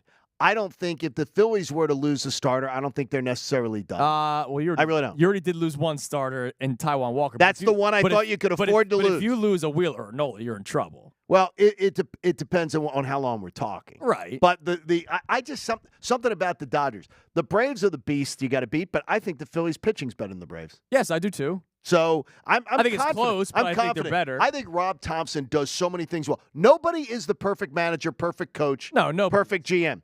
But Rob Thompson checks so many good boxes that the negative boxes to me don't mean as much. Nick Sirianni, it's too much of a 50-50 right now. Well, so that's why I say it's not close. That's why I have so much more faith in Rob Thompson. Look, I didn't want Rob Thompson fired after losing the NLCS. I wanted Nick Sirianni fired after this. Well, here's one thing I know: Nick Sirianni's team is ready to play at the beginning of the season. When Nick Sirianni's teams when you've shot off the starter's gun. Yep. Even in his first year, they start out 2-5. Well, that was a team that was a mess. You're right, but they have to be. Rob Thompson has the luxury because of the sport that they don't have 162 games, even though they'll tell you they want to start off hot, and then they don't. All right, we got today's headlines with Connor Thomas coming your way next. That starts at 8:05. We'll have Amy Fadool at 8:30, so the 8 o'clock hour. Now we're starting to get busy, right? Everybody's getting their food here at the First Friday. John's taking a sip of the milkshake. How is it? Delicious? It's too thick yet. Oh, okay. I have to let it get in a little You got to stroke it a little bit. So...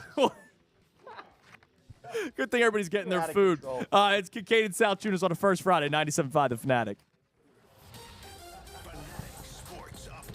A heck of a night for the Sixers. I'm Connor Thomas. Update. This update is brought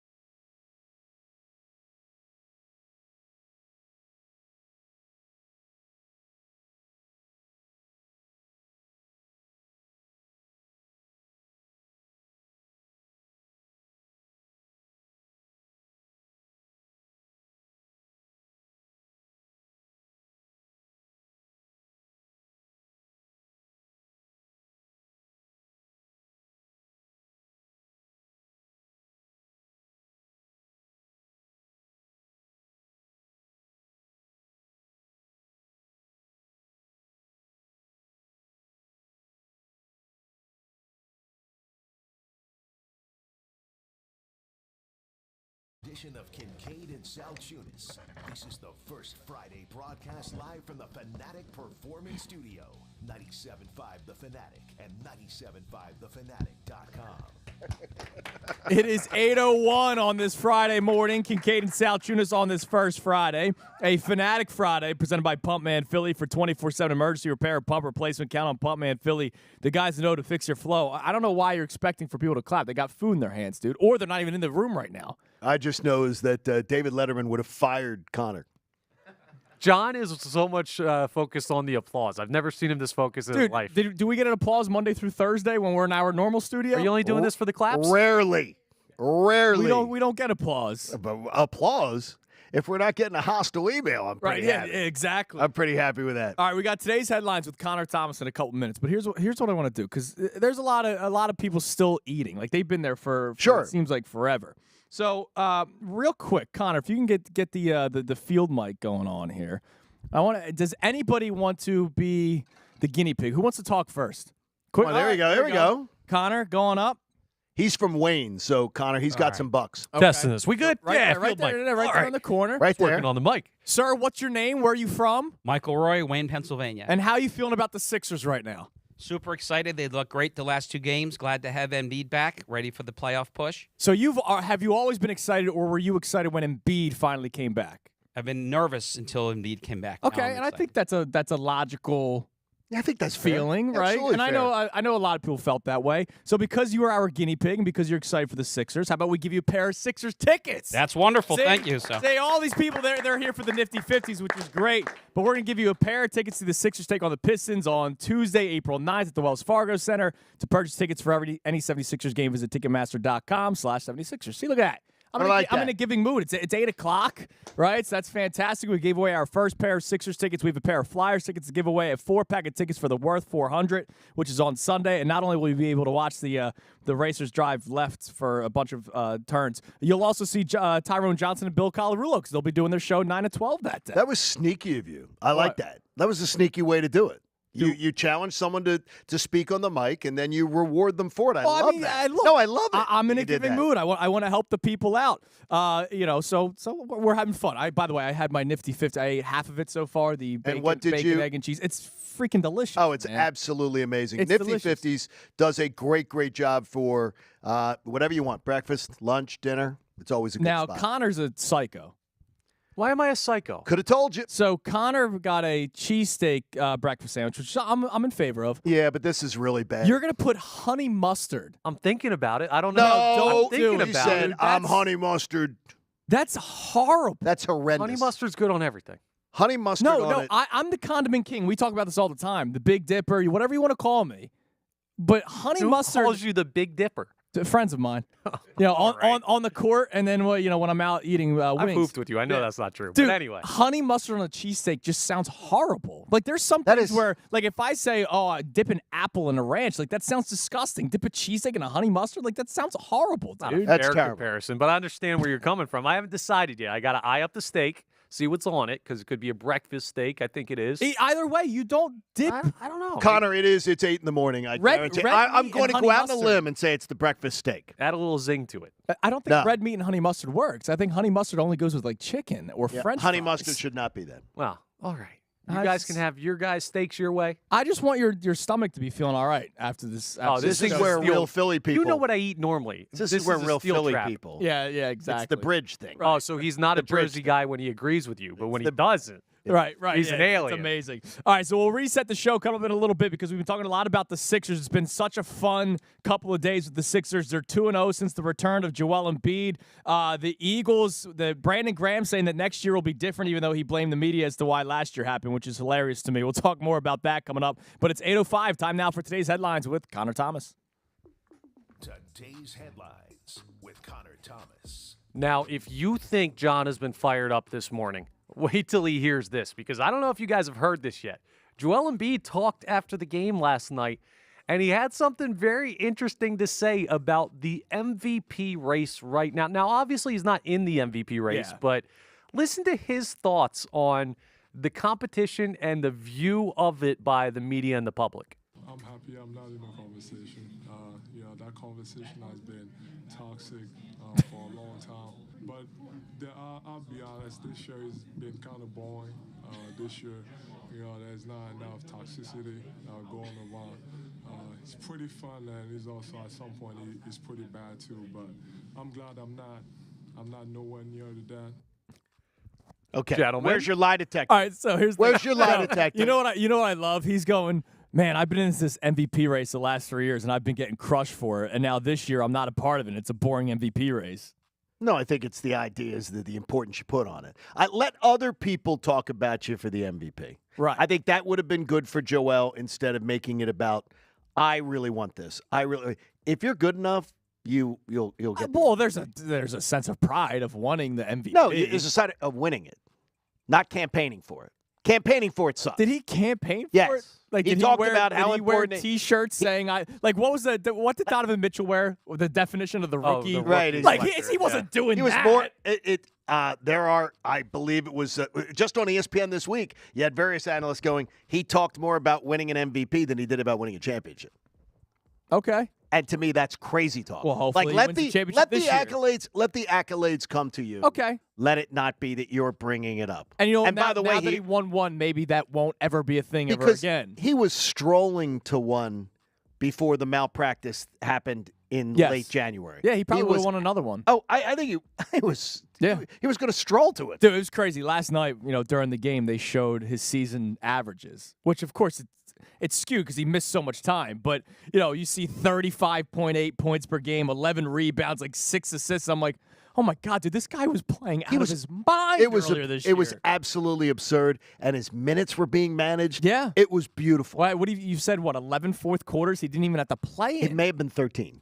I mean, it was unbelievable, and that's Nick Nurse, and that's also Joel Embiid at this point in his career, off of an MVP season, buying into the new coach's philosophy and saying, hey, I listen to what he tells me to do, and it's working. And it also showed earlier in the year that the team was deep. Even though they made trades, sure. and, a lot of those guys are gone, the team was deeper. And I said that before the season started, and I said it after the trade deadline. This is the deepest team that Joel Embiid is a part of. Maybe not the most talented, but deepest team. And come playoff time, who knows? You might need guys to go out there that can actually give you 20. Like Furkan Korkmaz was giving you 20 minutes off the bench and giving you nothing. No, he wasn't. Shake Milton was He giving was you on nothing. the court. Right. But there were a lot of guys they had go out there for 20 minutes and do absolutely nothing, whereas this team, Buddy Hield only played 12 minutes yesterday. Imagine if he starts playing 20 minutes and he starts hitting his shots. Which honestly is I was all Buddy healed up. Yeah, well, we'll see. Look, we'll see. It's too early. Games. Yeah, it's been 2 games since exactly. Embiid come back. What's next? All right, so we got wrestling 2 days in a row. So we talked about Jason Kelsey being reached out to by WWE, and John wasn't a fan. By the way, one of our listeners, he's in the back eating. He said, "When's the WWE segment coming?" And he's missing. He's it. missing 10:01 because the 10:01. No, it's 8:09. Dwayne The Rock Johnson was a little late to a WWE appearance in Philly yesterday, and here's what he had to say about why he wasn't there on time. This is actually great. Are you sure? You want to know why The Rock was late? He was watching YouTube, watching Jalen Hurts lose in the playoffs. That's actually awesome. Unbelievable. That's awesome. Well, I'm glad to see Dwayne Johnson can read off his scripts, much like for his wrestling.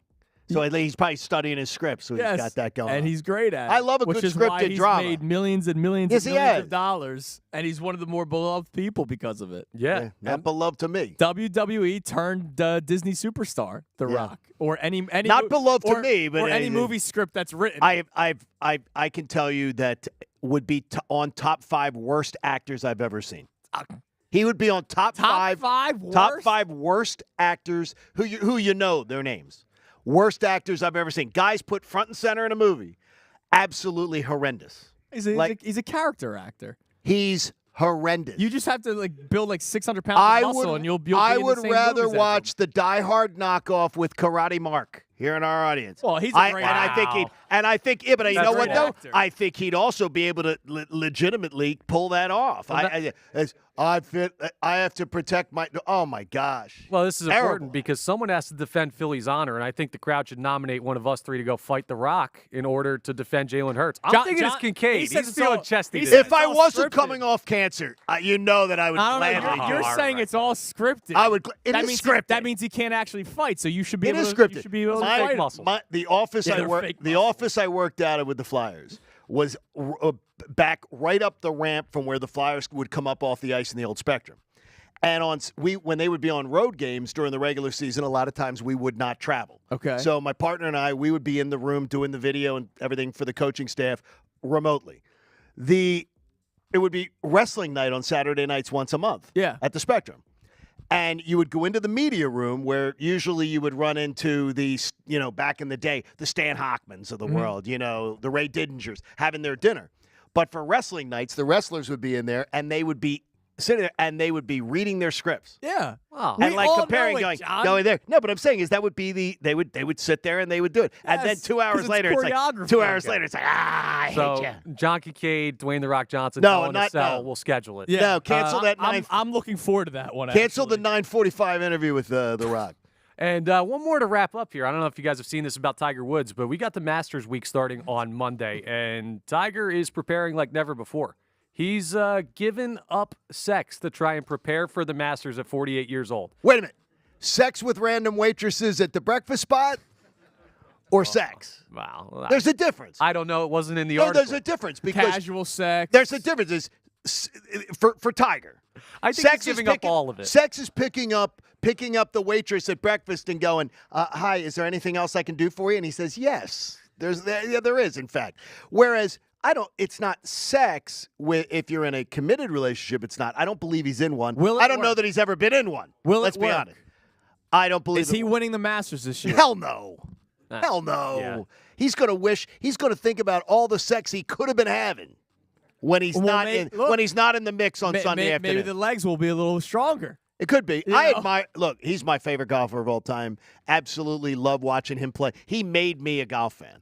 But this stuff, stop it, Tiger. Feels a little stop far, it. But if he wins, we'll see. Seriously, all he needs is the rental car girl to have something in her eye, and he thinks she's winking. If this is how you treat your favorite golfer, who's your least favorite? Right? Yeah, exactly. Oh, how do you talk about that? Phil Mickelson. Phil Mickelson by far. Fig Jam. As he is, and you just have to Google Phil and Fig Jam. He's known by his peers on tour as Fig Jam. Well, that was I'm good. That was just today's headlines from Connor Thomas. Good job, Connor. Everybody, Thanks, just a round of applause Appreciate for y'all. Connor Thomas. That was great, and way to be ready to do it at 8:05. We appreciate it. That was good work, Connor. Amy Fadool, by the way, will be joining us in studio coming up at 8:30. So she'll be joining us for an hour. Can't wait to talk to Amy about the sports teams in the city, but also her journey. I didn't realize that she was a radio vet.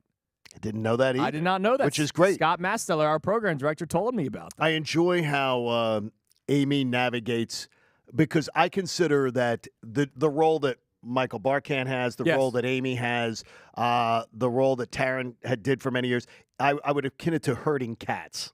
Oh, yeah. Or to working at where we drop Nikki Foles off at the dog place where there's 50 dogs just running wild. Can you imagine trying to wrangle in the likes of Ricky Batalico on a night? No, that must be the tough. likes of you're getting all these people to behave themselves, follow a script, be able to know what we're doing. Here's how we're doing it. Amy is a pro's pro, and looking forward to having her. Yep, we'll have her in for the hour, 8:30 to 9:30, and then she'll be replaced by Bob Cooney for a little bit, and then Bob will get ready to do his show coming up at 10 o'clock. I want to play something for you, and we'll play it again when Amy's on, because she can talk a lot about this. Brendan, we're going to play this Doc Rivers clip. So we're excited for the Sixers, right? The Sixers are going to make the playoffs. We know that for a fact, right? Yes. And it could be the 8th seed, could be the 7th seed, could be the 6th seed. And if they are the 7th seed, it looks like they would take on the Milwaukee Bucks in the first round of the playoffs. And we are all in agreement. Which means you'd have to win that 7-8 play-in game. Right, to be the So 7th you don't want to be the 8 and playing play that game Boston. in Miami. Yeah, and so, you don't want to play Boston. Exactly. We think that they actually match up well with the Bucks, like from a basketball standpoint. Yes. I truly feel that way. But then there's also the added, I guess, advantage of having Nick Nurse as your head coach compared to Doc Rivers, who has failed miserably in closeout games. I can't say he's a failure as a coach because he is considered a top coach of all time, which I do think is a little egregious. But I think he won a championship with one of the best teams in basketball.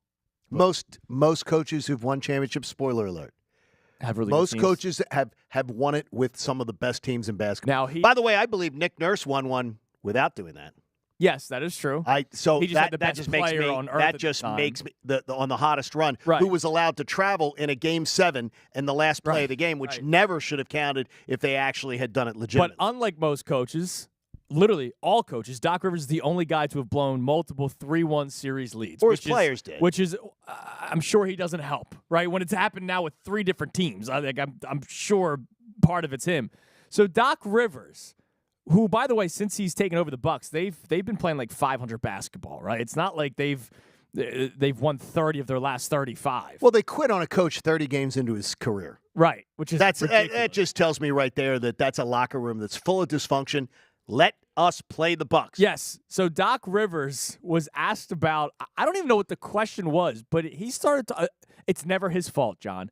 Here's Doc Rivers talking about the state of the Milwaukee Bucks franchise. I don't know. I think focus. I don't know what it is. You know, it's funny. I've actually been sitting back and watching everything. Not just our players, but our travel crew, everything. And I've made a lot of notes. I will say that. Now, I won't share that. But we don't bring the necessary professionalism, seriousness on the road. And that's something that we can fix. That's something we're going to have to fix. So he's ripping everybody, not just the players. By the way, it might be true. I think a team. I think a group of professionals that literally quits on their head coach 30 games into a season, they are doing exactly what you're accusing Doc Rivers of doing. It's not us, it's him, and they were playing well. But we don't like the way he talks to us. We don't like this. We don't like. They are ripe for the picking. That's the team we want. Yes, I just find it funny that it's never Doc Rivers' fault. Well, Doc can't. After they lost the series, he's ripping James Harden, he's ripping Joel Embiid. The second he does a media tour with the Ringer or whoever. He should have. He's the coach. I watched that Game 6 and Game 7. I'm ripping James Harden. Coach. I'm ripping James Harden, and I'm ripping Joel Embiid before I rip Doc Rivers. Dude, final 5 minutes that. of Game 6. Yes, Harden's to blame, Embiid's to blame. Doc Rivers could call a timeout and say, "Hey, why aren't we running this pick and roll that we worked all season long with?" And then it's Game 7 in Boston. Yeah, nobody showed up. Where superstars show up in Game 7s, except if they were wearing the Sixers blue. Yes, and red. it was horrible. Yeah, it was terrible. That was an embarrassment. He was a terrible coach the last 5 minutes of Game 6, and that has followed him his entire career. Like you said, the idea that John Tortorella is too hard to play with and that follows him around his entire career, that might not be real. Doc Rivers is real. The failures in 3-1 series leads with the Clippers and with the Sixers multiple times, that is real. By the way, you see what's going on with Harden again, right? Yeah. He's got another team that's not happy with James Harden on it. Isn't that a shocker? The people keep doubling down thinking, this guy, he's not a problem. Hang on. So James Harden's history is one you can harp on, but Doc Rivers' history is one you can defend based on the play. No, what I'm going to tell you is that if you look at the last 5 minutes of Game 6 and you look at Game 7, okay, and if Doc Rivers isn't third on your hit list, he is. I'm telling you, well, he's third. He's third on mine. That's fine. So we're all there. Explain but how no it one is was so on. much more on two guys who are one is an MVP and one who is supposed to be an all-time superstar that literally turtled. He's also the head coach. It's timeout and then draw something up and not just go, "Come on, guys.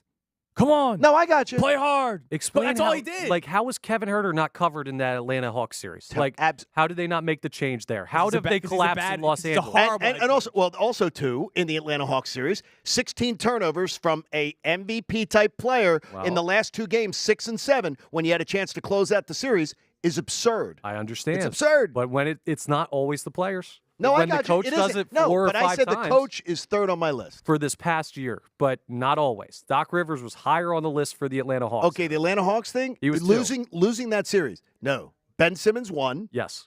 Joel Embiid 2. Doc Rivers 3. I think Doc Rivers might be 2. You can't have that 3-1 He might series. be. No, he might be. I'm not going to. I think Ben Simmons is the number one person for that one. You know what? Maybe we even put the second person at like 4. Yeah. It's a good point. That's in that one. All right, I'm fair with that. All right, for our live studio audience, I have a question. Audience, thank you, Rob Grossman. Screw you, man. I think they have to change that name. The Flyers have 2 games this weekend. First person to raise their hand that tells me one team that they're playing this weekend. All right, go ahead. Right here in the blue, Connor. We're gonna bring it on let's up. see if we have the answer. Columbus Blue Jackets. That is correct. You're going to go see the Flyers take on the Devils Saturday, April 13th at the Wells Fargo Center. You can get tickets at PhiladelphiaFlyers.com. See, I'm in a giving mood, man. That's our man Nick over there. I love seeing the Devils just choking it up, too, down Yes, the stretch. it's fantastic. It's great. So our man Nick's going to see the Flyers take on the Devils on Saturday, April 13th, and that's going to be one of the closer games toward the end, man. Like you said, buy those Caps tickets. Yeah, get on. I'm telling you right now, I've said it. I've dreamt the scenario. Caps 1 point ahead of the Flyers. Flyers beat the Caps in regulation. That last game, they make the playoffs. Oh, that'd be awesome. Should it be nerve-wracking? Should it be via shootout? Yes, it should. Because then Washington would already have a point. Oh, yeah, you're right. Being a regulation. We don't want that. All right, coming your way next, Amy Fadool from NBC Sports Philadelphia, and I guess a family member at this point. She started. She is a family member. Station. She's having nifty 50s right now. I think though. I see her in there. Yeah, she's happy with that. So she's gonna be joining us for the next hour. We're gonna talk to her about literally everything, and also get to know her from her career because she is a radio vet, Johnny. Really? Scott Masseller told us this, so I'm looking forward to finding out about this. He doesn't lie to us, does he? It is Kincade and Salciunas on this first Friday, 97.5 The Fanatic.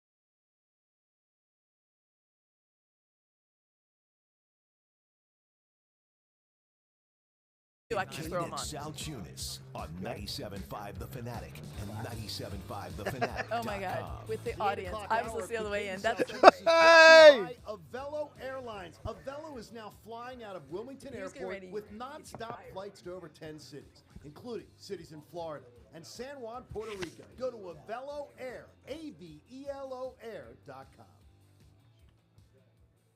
Oh, I guess the Yeah, it's nice and quiet in here because Connor didn't tell me about music's it. already done, and I didn't get a standing ovation. Connor. Let me stand up. There we go. Jeez, this is a well-oiled machine. It is 8:29 on Kincade and Salciunas on this first Friday. Having a ton of fun so far. Again, thanks to Nifty 50s. Did everybody like the Nifty 50s? Everybody enjoyed it? Yeah, I think these breaks are too short, man. I was only able to eat half of mine so far. I did not see our esteemed guest, though, actually digging into the Nifty 50. Oh, no? Not yet. That's Not Amy yet? Fadool. It's on my way out. Amy, good morning. Thank you so much for coming in today. Yeah, well, you at least give her a clap. I get applause. Well, she's better than us. Right, yeah, absolutely. Oh, well, that remains. There's to be another seen. show We'll see. going on in the back in here, too. There is another show. Oh, they're going on right now. Bob in the Cooney's back. in the house. Holden Court. They're doing their midday pre-show. They're doing like prep they're over taping here, a man. podcast in the back as we're doing Well, this. they got Karate Mark. I'm they're telling talking you. Sixers. They're talking dogs. They're doing all kinds of stuff. Getting movies made. Yes, Amy. Good morning. Thanks for coming with us. Thanks for having me. I love it over here. First Friday on the morning show. Thanks for having me. Yes, glad to have you. It's a Friday at first. So I need to know, our boss, Scott Masteller, told us that you're a radio vet. It's funny. So Scott and I talked, and we found out we had a mutual kind of work history in Lexington, Kentucky. I worked in Lexington. I went to the University of Kentucky, and I worked there right afterwards. And every Saturday for 2 years, I did a radio show, and I had my own theme music. It was fabulous. That's awesome. It was fabulous. Ever go to Vincenzo's? Absolutely. There's a South Philly residence that relocated to Lexington. If you're ever in Lexington, Vincenzo's is where you get Excellent your Italian. It's a Philly It's caliber legit. Italian awesome. restaurant. It's not like, hey, we're kind of trying to do Philly style. Oh, it's no. Actually, No, it's legit. Yeah, it's Oh, legit. Vincenzo's That's my awesome. favorite. It's There you go. Nice fist pound there. There you go on that one. So what's the difference for you, radio and TV? I mean, the amount of I'm allowed to talk, I think, is probably the most. That's true. We're a little bit more definitive in television, obviously, and when I'm on, I'm dealing with either highlights or with other people that also want to chime in. You guys were talking as I was coming in. Herding cats. Yes, trying to herd the cats. Wonderful cats that I love very much. yes, Great every cat. one of I'm the them. crazy cat lady in this Yes. situation, so I love all my cats. But yeah, you want to give them equal opportunity, and so I think that's maybe a little bit of the difference. When you on a daily basis, one of the things that I think that you do in TV, which I think is different than what a lot of other of our TV personalities here in town do, is Amy on a daily basis has to react to what's happening that day. Like, it's like you have to react. A lot of what you do is reacting. Yeah. And then understanding how to handle the reaction and how to set up your co-stars so extremely well. Well, honestly, that's talk about herding cats. Herding cats, it implies that it's difficult. When you're talking to guys that have played the sport and been around the sport like I have, whether it's on Eagles or Phillies, Flyers or Sixers, you just basically like, so that was fun. Joel Embiid, he's good at basketball. And so, Right. you're setting them up for really success because I'm really interested to know. I find myself, especially when I'm on with certain personalities, like when I would be on with Ray Didinger, and I would find myself We've heard of just him. listening. Just absolutely listening. You pause, and then I realize there's dead air right now because I am fascinated by what that man is saying, and he stopped talking, and I have to ask another question now. So how's it felt? You've done a couple of radio hits with us now. You were on with Connor for an hour. You've been on with Bob. How's it feel? Because now you get to express yourself more. It's interesting because now I feel like the bar is set really high because when I come on with you guys for the first time, I'm in the studio. We have food. Like this is Connor. I'm disappointed. I don't even think I got a snack. When I was on with you, and that's fine. Well, that's fine. Maybe a bottle of water. I'll get you back. No, it's great. I love radio. I think it's for me, it's just about expression and just talking. I was one of those kids that every report card, it was just Amy's a joy in class, doesn't know when to stop sharing. Stop sharing is what they wrote? I think it was a night. Well, no, because this was back in the day. It was just like she needs to shut up. The nuns at St. Anne's. Yeah, just stop talking. Yeah, it was shut up. Yeah, my conduct was never. It was always like satisfactory instead of like excellent. What do you think is the part of you that embodies a Philly sports fan that you sometimes have to dial down because of your job? And that's the thing. That's a really good question, John, because like I try to temper it down because I don't want to be the screaming lunatic. But last night I was absolutely that person, and I was like, okay, they're counting me down, and we have to go on. And I come on, and I'm just like, that was the and I was like, you need to, you have a microphone. Like, you don't need to yell anymore, lady. So I find myself, I have that passion. And that's one of the things that drew me here 16 years ago was the passion of Philadelphia. I mean, if you're a sports fan, to me, it's the great sports town, right? There's Boston is great, Chicago's great, Philadelphia's great. Other than that, I think everything else is pretty bad. But I think it's just, I'm always surprised when I go out to games and people see me and they're like, why are you here? I'm like, oh, I'm sorry. I actually really like sports, and I'm here, and I'm the crazy person, and you might not want to sit next to me because it could get a little aggressive. So you were fired up last night. Beyond fired up. Like, especially the way the game ended, to hold them to only one bucket in the last 6 minutes. Like, I thought defensively that was as strong as they've been in a while. And isn't it crazy, though, that to me, the one thing I thought is Joel's coming back from the layoff. He's going to score. He's going to score. Even if he gets to the foul line, he's going to score. He's almost automatic. But in his first 2 games back, honestly, the last 5 minutes of defense in both honestly helped define the victory. And that was not what I was expecting right off the bat. And that's a great sign. Yeah, I mean, from the jump, right? 21 points out of the gate, good times. You're thinking, this guy's going to go for 50. This is going to be amazing. And it tapered off. Obviously, the fatigue was setting in. But the fact that the fatigue set in the other night against the Thunder, but he was 12 for 12 from the free throw line. That lets me know that the fatigue isn't like real deep fatigue, because if you are really tired, your legs are not going to get under you for a free throw.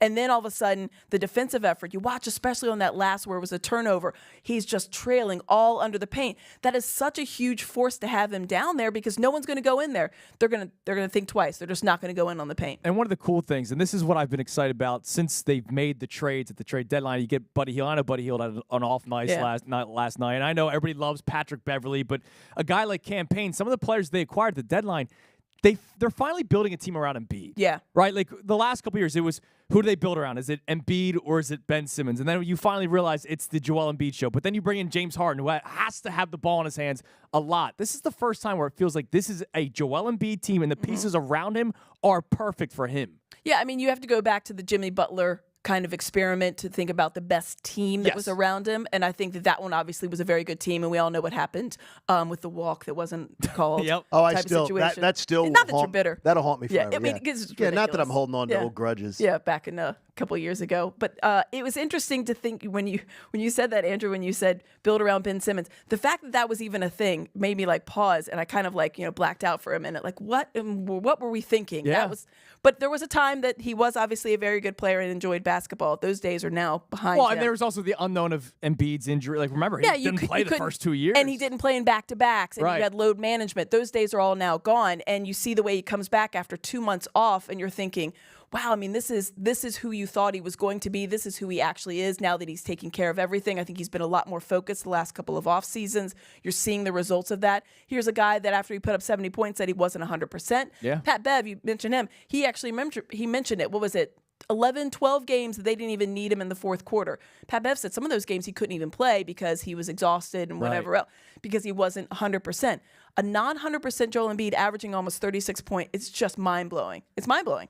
When you get to pick the brains of some really bright basketball people, baseball, football, and otherwise, when you hear them talk about Nick Nurse and how he runs the organization differently than other coaches you've talked about, whether it's Brett or Doc in the past, what do you hear and what makes your ears perk up? The adjustments, the in-game adjustments, the ebb and the flow of the game, reading the game rather than reading kind of like a script, for lack of a better expression. There were certain times where it was like, okay, well, now it's the 5-minute mark. This is when Joel Embiid comes out. It doesn't matter what's going on in the game. This is what we do. This is our plan of attack. And I think Nick Nurse reads the game a little bit better and a little bit more accurately for the guys that are in the know and they watch that kind of thing. They really pay attention. Mark Jackson will sit there and he'll say, all right, now Nick Nurse is making the adjustment. Now he's got the timeout to do different things. I think it's the in-game adjustment that really stands out to them. And I think if you watch the game, you can see it. If you go back and watch, a Doc Rivers type of situation compared to a Nick Nurse, if, apples at apples, you're going to see it called a lot differently. So speaking of Nick Nurse, he talked last night after the game about them still being kind of disjointed, disorganized. Do you take him as a guy who's still holding this team to a very high standard in spite of the struggles they've been through with injuries? Yeah, because you were talking about, obviously, when he won with the Raptors. That entire team had played together 50 minutes 50 minutes before So they wild. started, Yeah. which is a crazy thing. So he doesn't care if you've played 1 game together, 5 games together, 82 games together. The standard is the standard, to quote Jalen Hurts, for him. And I think he keeps it there because he doesn't want to have any lapse. And you're talking about another difference between another coach. I think other coaches might be, it's okay, and he's just coming back type of thing. Nick Nurse is like, no, this is what we do. This is how we roll, and we're sticking to it. Worst press conference you have to listen to. Because mine's Jalen Hurts. And I love Jalen Hurts. I love him. You do. You love Jalen Hurts, but the press conference. I love Jalen Hurts. It's the same thing. Our buddy Pat Egan always says it's like Hallmark cards. Or if it's almost like you should play bingo with it, right? And just like cross it off. Like here, we were taking bets in our newsroom the other day what the new kind of catchphrase will be for him next year. We don't know what it's going to be, but we're excited to find out because it will be used throughout the season. All season long. Yes. And it's going to be a new sweatshirt or something, right? Like, and we'll be here for it. I was here for the standard is the standard. I don't exactly get what he's saying, but I understand it's the main thing. The main thing. I love watching because you and I have been doing this a little bit longer than the kids. It's the idea of how coaches who bristle with the media, coaches who sort of pick on the media for stupid questions, is now considered clutch the pearls. John Tortorella is so mean, when in reality, that used to be the way it was. Media members used to get challenged much more. Yeah, you were not friends with anybody you were talking to. And I think that's just in general kind of how the vibe is nowadays. That's fine. I want to be able to get an Instagram, shot with the coach my or something. selfie. Yeah, I mean, to me, it's much more chummy than it ever was. And there are certain coaches that don't like that and they could care less. And that's why you have the John Tortorellas out there still. And you do wonder how that message is relayed to players, media, fans anymore if you still kind of keep going that and you don't maybe temper it a smidge just because that's just not the environment anymore. Well, Amy Fadool is going to be joining us up until 9:30, so we got you for a full hour. So we're putting you to work. But we're going to give her time to hopefully eat, too. Connor can get you a snack or something. Come on. She should have been taken care of before she got here. That's right. That's on me. On that. So coming up next, you cracked me up on social media the other day because you posted a photo of the infamous Super Bowl victory. Because there's a trend on TikTok that kids didn't know about. They did not know about Mad Dog. Unreal. I don't know. I don't know how they don't not know about Mad Dog. We're going to talk about how do you this not know about Mad Dog? coming up next. I don't know how, but you cracked me up on social media the other day. By the way, want to let everybody know listening, but also here, take notes. Go to 975thefanatic.com. Go to our contest page. We're running an awesome contest. John had an incredible idea. You get to nominate someone, not yourself, but someone that you think deserves to win a round trip for 2 on Avelo Airlines. Yeah, there's going to be 12 winners, too. So if you don't go and enter this contest, you're foolish. But you got to tell us why somebody would deserve round-trip airfare. Amy was just typing in a letter singing the praises of Jimmy Lynam. Okay. Saying they'd send him on a trip. Now, you think it's wrong to nominate someone that you think would take you. Yes, absolutely. No, dude, I am not nominating Christina for anything. Or Nikki Foles, My the dog. wife deserves a vacation, and I hope she would take me. She deserves it from us, our wives. We'll be giving away winners on next Friday, April the 12th, also the 19th and the 26th. It's all sponsored by Velo Airlines and Wilmington Airport. Delaware's favorite airport is close to home, and it's convenient parking, shorter lines, and an easy, relaxed atmosphere. To fly Velo out of the Wilmington Airport, visit aveloair.com. Again, Amy Fadool joining us until 9:30. It's a first Friday on Kincade Salciunas, 97.5 The Fanatic. Philadelphia Union Soccer. Okay.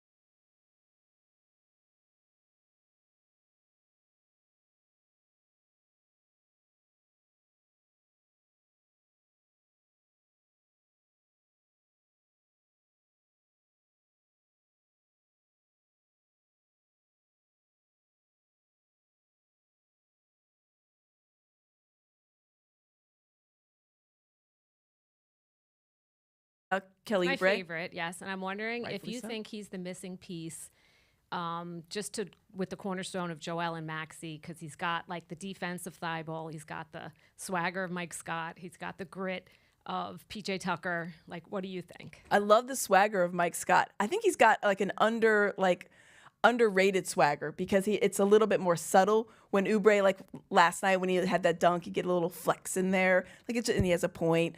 No, I think Oubre could be the missing piece. I think he's the guy that you want some of the other players to be. He's the aggressive style. I think that when you think about what he can give to the team, no matter if he's hitting the shots or not, he's always going to be aggressive. And I think really when you think about, especially in the guts of the game, look at the Thunder game, 17 points in the fourth quarter, not a three-point shooter, 4 for 4 in that game. In the fourth quarter, that's a guy, if you need to have somebody close out, right? And you have two. Tyrese Maxey and Joel Embiid have proven that they can close games out. If something goes wrong and they can't be in the game, foul trouble, or they're being doubled, whatever it is, it's nice to know there's a guy that has that in him. No fear, exactly. No fear, and has just the ability to turn it on when he needs to. He's very aggressive. Never going to be a great shooter. Don't need him to be a great shooter. I need him to be a great scorer, and I think that's what he is. I think he gives such an extra identity to this. It's funny you brought up Mike. I completely forgot about Mike Scott and the Hive. Like, that was such a good, that was a fun time, right? That was a fun time. But he brings all that swagger and obviously has talent behind it. And here's a guy that bet on himself. 1-year contract, hoping to get paid. I mean, I would think that's a guy that I would pay a 3-year contract for me. Isn't it amazing that the Sixers haven't had a wing scorer?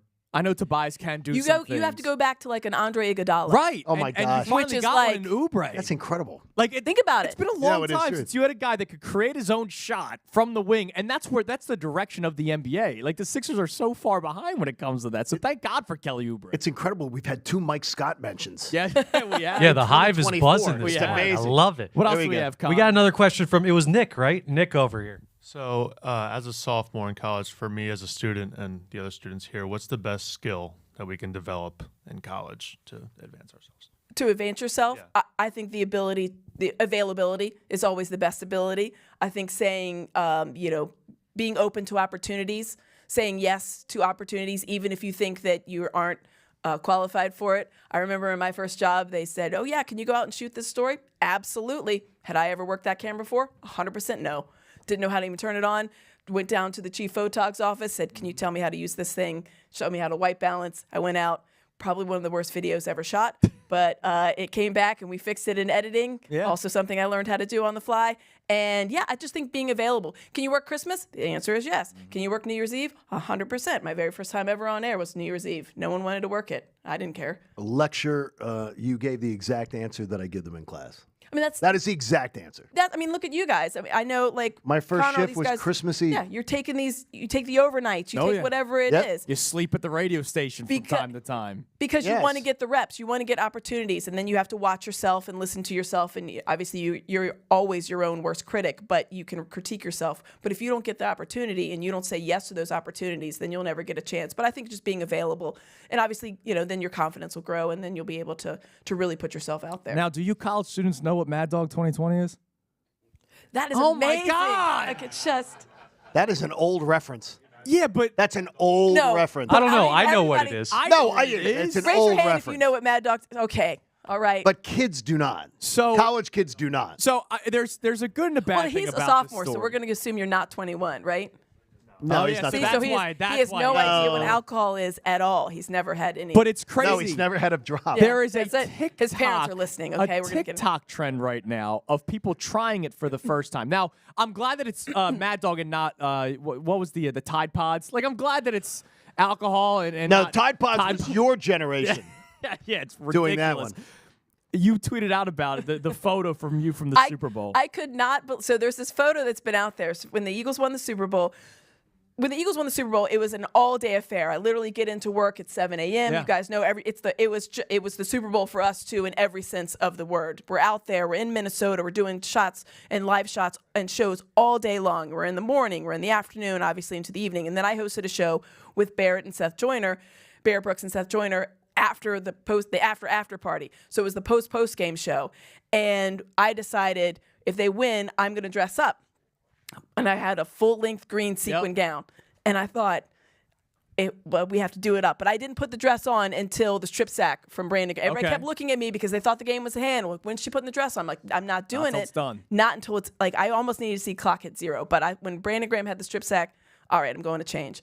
So then we brought out champagne and Mad Dog, Orange Jubilee, for anybody wondering what flavor it was. Oh, jeez. Yeah, that's that's putrid. So we asked our bosses if we could drink on air, because you're not really supposed to do that at all. It's not really allowed, but it's the Super Bowl and whatever. It's the Super Bowl. And at this point, it was like 1 o'clock in the morning, and there was a gap. So how our show works for Eagles postgame, you can't go on right away because our guys were going to be on the field, and so we had a gap right there. So then we come on, I'm in the dress, I've got the champagne, we pop the champagne, the guys are in their suits, it's great.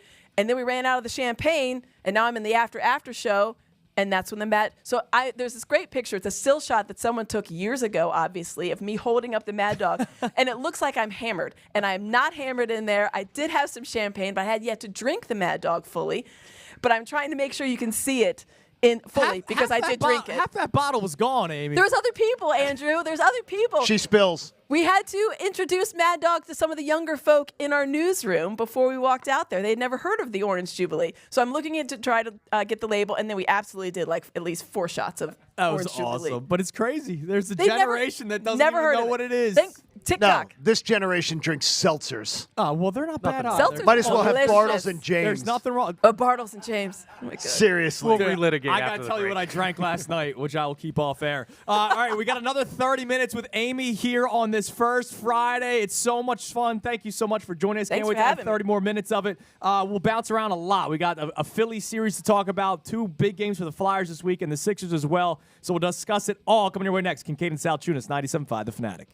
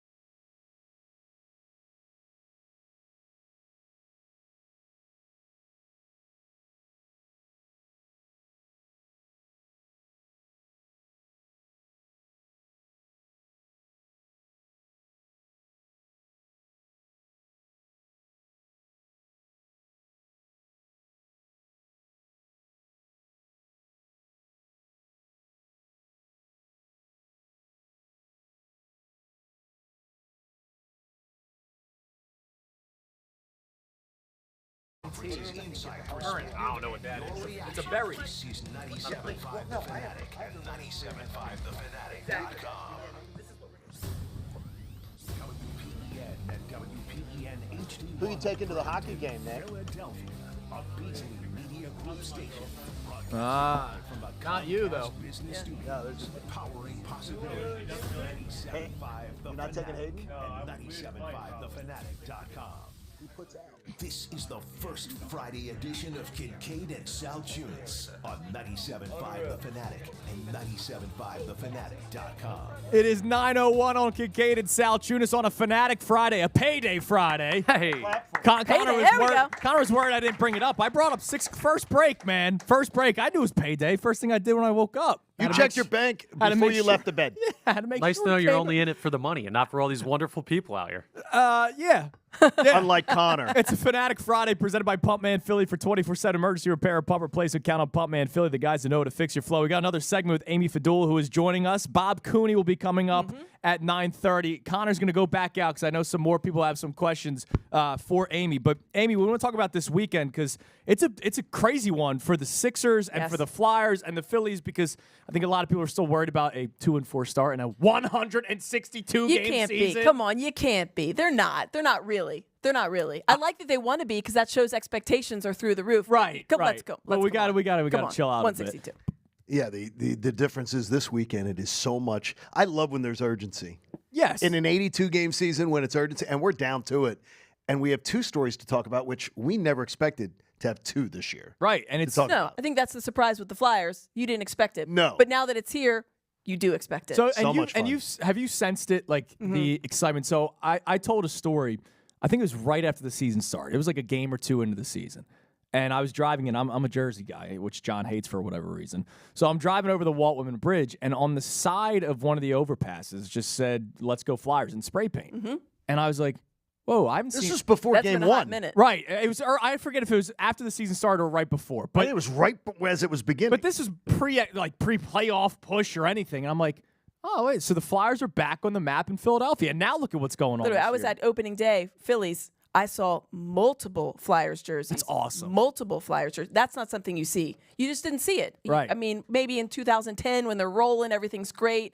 But no, I just think there's a palpable excitement, but there's also that nervous energy right now because it's going to come down, speaking of 2010, it might come down to that very last game. We were just talking about this the other day at work of like, I remember being in the bowels of the Wells Fargo Center waiting for that game to end. Brian Boucher's in net. I'm standing across from some of the like Comcast Spectacor like higher ups because we're all waiting.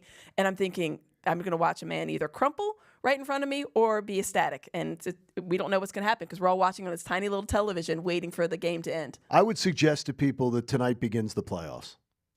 Yeah. Look at it this way, is that you've got to, if you win 4 of these games, you're in. 4 of your last 6, you're going to be in. So if you can get 8 points, find your way to 8 points. I'd look at this as sort of the beginning. You got 6 games, make it like a little playoff series because every game is really important. And these are some games they should be able to find a way to win. And that's the thing. I think that's the disappointing game when you go back to like the Chicago game. It's terrible. It's disappointing. And when you're only coming away sometimes, it was a win, and then it comes away with just 1 point. Those are the missed opportunities. So I think that's what when you're having that playoff idea, that's what you need to have, that mentality of like, we can't just come away with a point. We need to win this game because it's playoff time. Because our lives are, we want to extend them right now. And you have seen, I think it's important for the organization to get into the playoffs, even though they don't need to this year.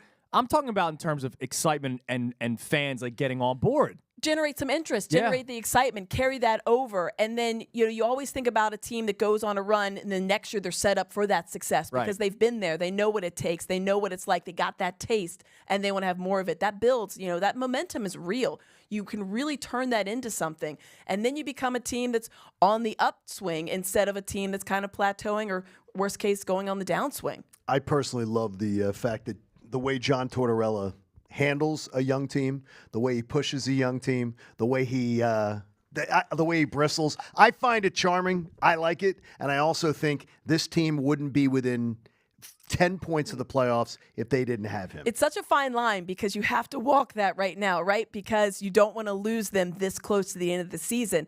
And he bristling is a great word. It's a I mean, good that's word. Exactly who he is. I just don't want him to punch me, so I use bristle. You use some very kind words when how he treats the team and the media and pretty much everybody else. That I would love to see how. I think he's actually a pretty gentle teddy bear in his personal life. I think this is just where he comes out and uses the energy. Well, that's his love of dogs. Oh, yeah. Exactly. Sure. You can see that. You know that there has to be. There's a cuddly human somewhere in there. Because the dogs recognize that, and Right. they would go running. Dogs are He was better than actually people. That guy. They Dogs are better than people. Always And then the Sixers they have a big weekend now. It's against the Grizzlies and Spurs, but it's also the only back-to-back left. Only back-to-back left, and it's scoreboard watching. We were talking about how now all of a sudden a win like last night, the Pacers losing to the Nets the other night, which was a gift. You could get to the 6th seed still. Well, the game on Sunday is huge. Yes. Because you're looking at the Heat facing the Pacers. The two teams you're chasing, one of them has to have a loss. That is a massive game. I think you want to have the Pacers, I guess, probably fall back down. Then you have the best chance to climb back up to 6, and then I think you're sitting pretty. The one Personally. you're closest to, whoever you're closest to on Sunday morning is the team we're rooting against. You want to get that. So whoever's closest. Then you move to on up because you want to go ring by ring. I just love the fact is there's an energy to the city when there's a playoff series beginning. And it's different. Mm-hmm. It's different than other cities. And I lived in another major market for a long time, and there was nothing like this. To be honest, that's not a good sports town that you were coming from. No, college it is, not anything. College pro. it is. College totally is different. spectacular. Totally different. But like my wife was laughing that she's a 6 person for the news.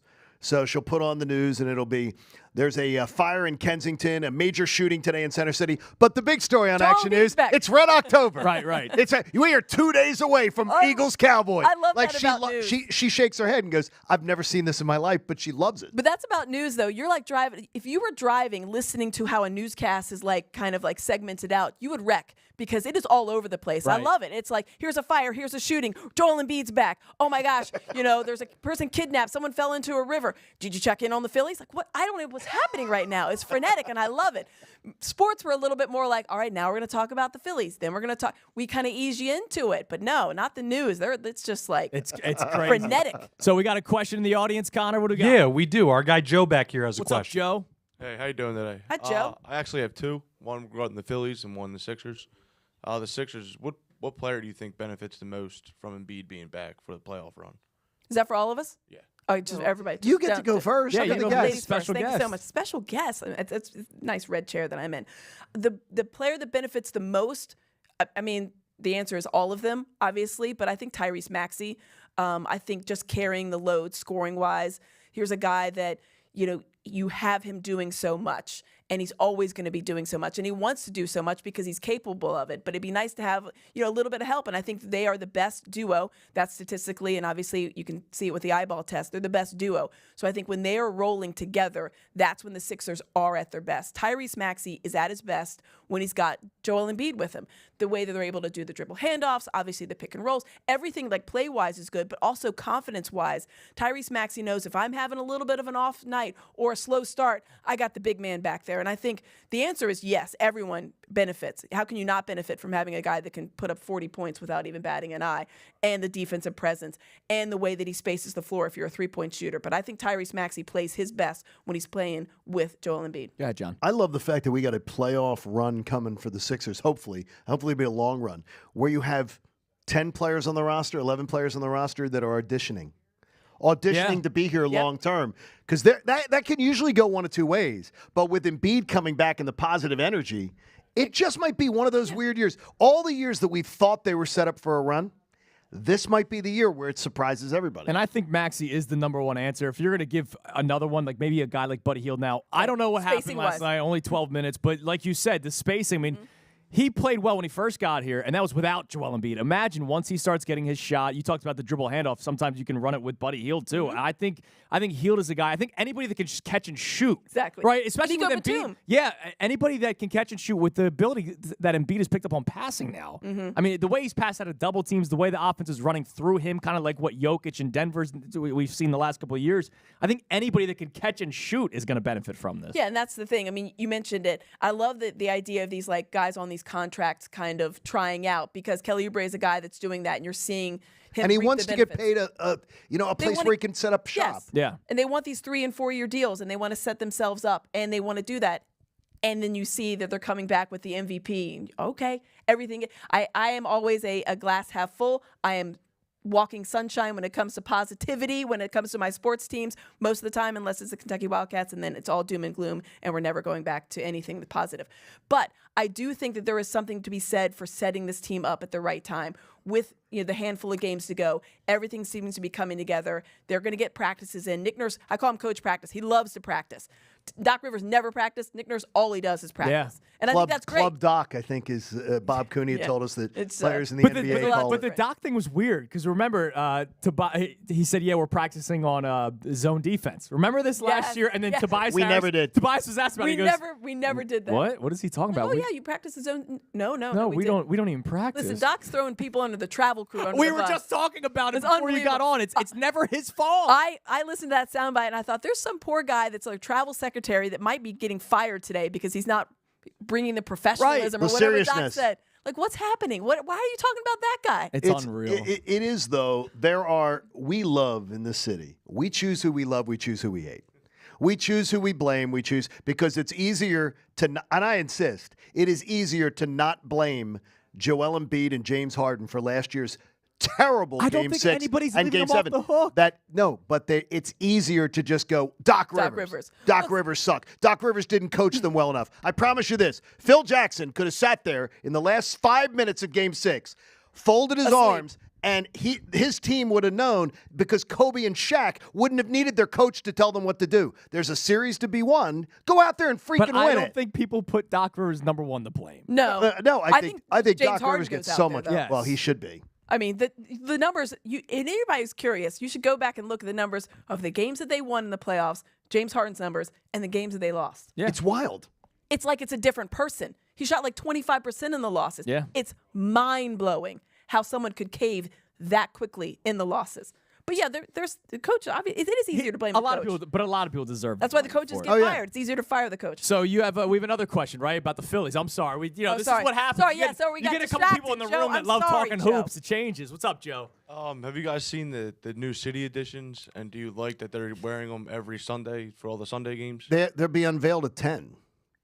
There was a they're out. Yeah. No, I don't believe it is. I don't believe it's the stuff that you've seen. You don't think it's I do not. The lightning one? No, I think it's, I've heard that the hat is pretty fire. I will tell you that the jerseys that have been leaked out are the jerseys that you will. They are. Yes. See. Well, I think I didn't know if you were going to tell I think they look like a softball home run hitting contest. I think they're. I don't like them. I don't like them at all. But I'm a very boring traditional. I want is it the color scheme? I want I don't need. I don't need. It's trying too hard. So it's the color scheme and it's the lettering and it's the. The Phillies have such. What do the Phillies have? 4 in the rotation now. Yes. I'm still going to buy one. I'm not. Oh, I can't wait to buy you one. My baby blue, man. The powder blue. That's all I need. He's a powder blue guy. Yeah, but the light. It's too much for me. It's way too much It's the for lightning me. with the yellow. Yeah. All right. Just doesn't. No. Too much going on. No, too much. Way too I think much. our guys show. Are you All right, where we showing go? the jerseys now? Yeah, That's hideous. We got another one. Yeah, we got one Karate more Mark. from Karate Mark here. Amy, good morning. Very nice. Good morning. To meet you.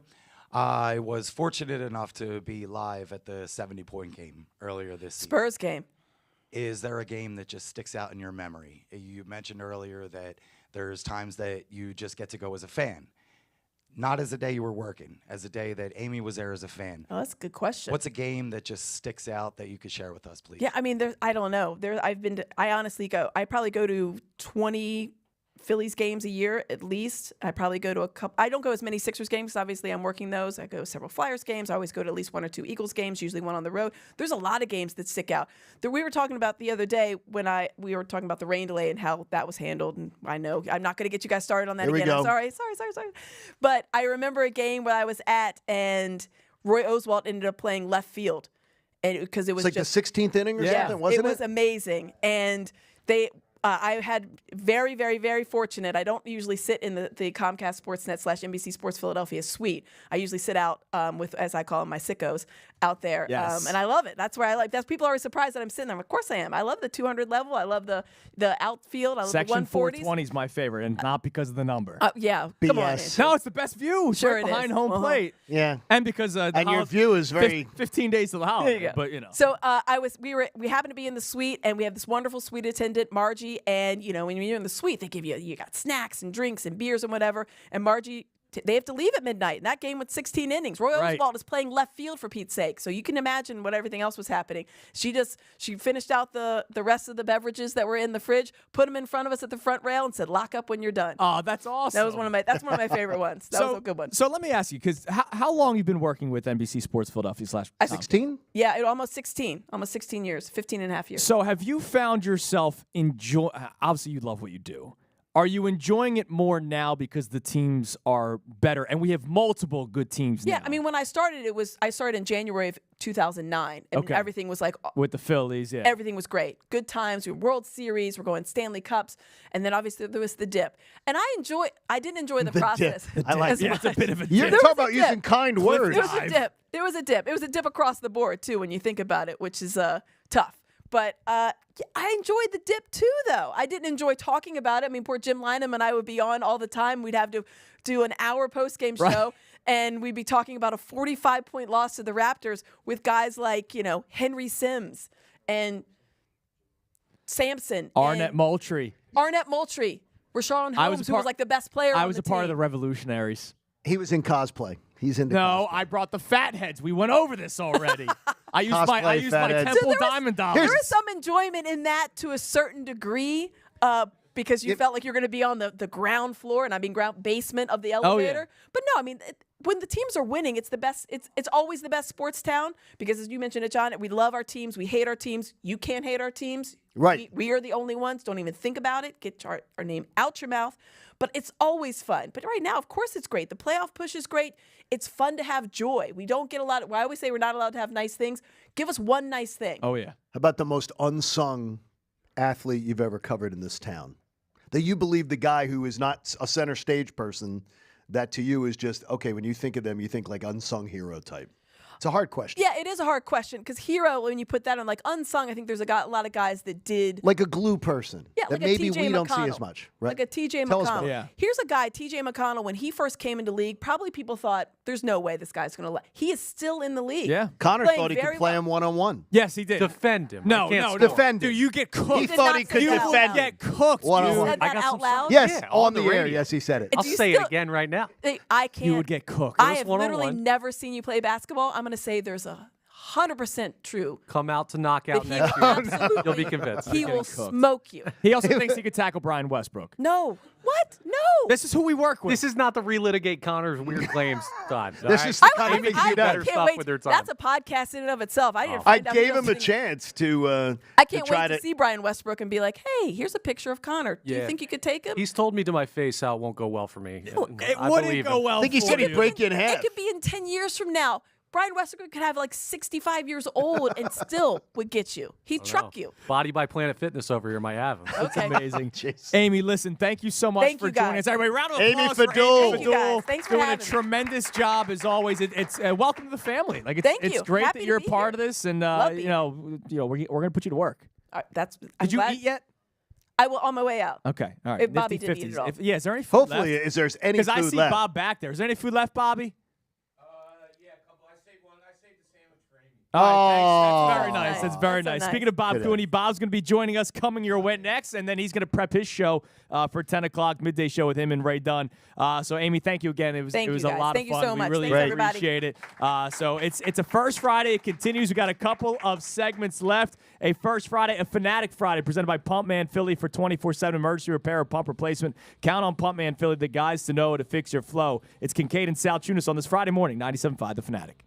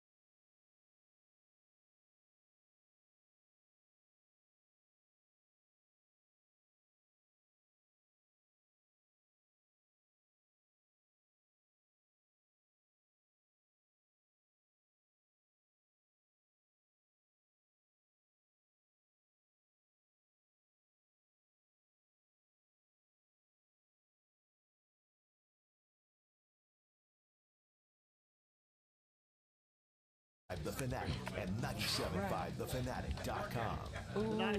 Oh, you got the students here today. Brought to you by the Bagster. It's a dumpster in a bag. I don't care. You can get yours today at Home Depot and Lowe's. And for details, go to Bagster.com.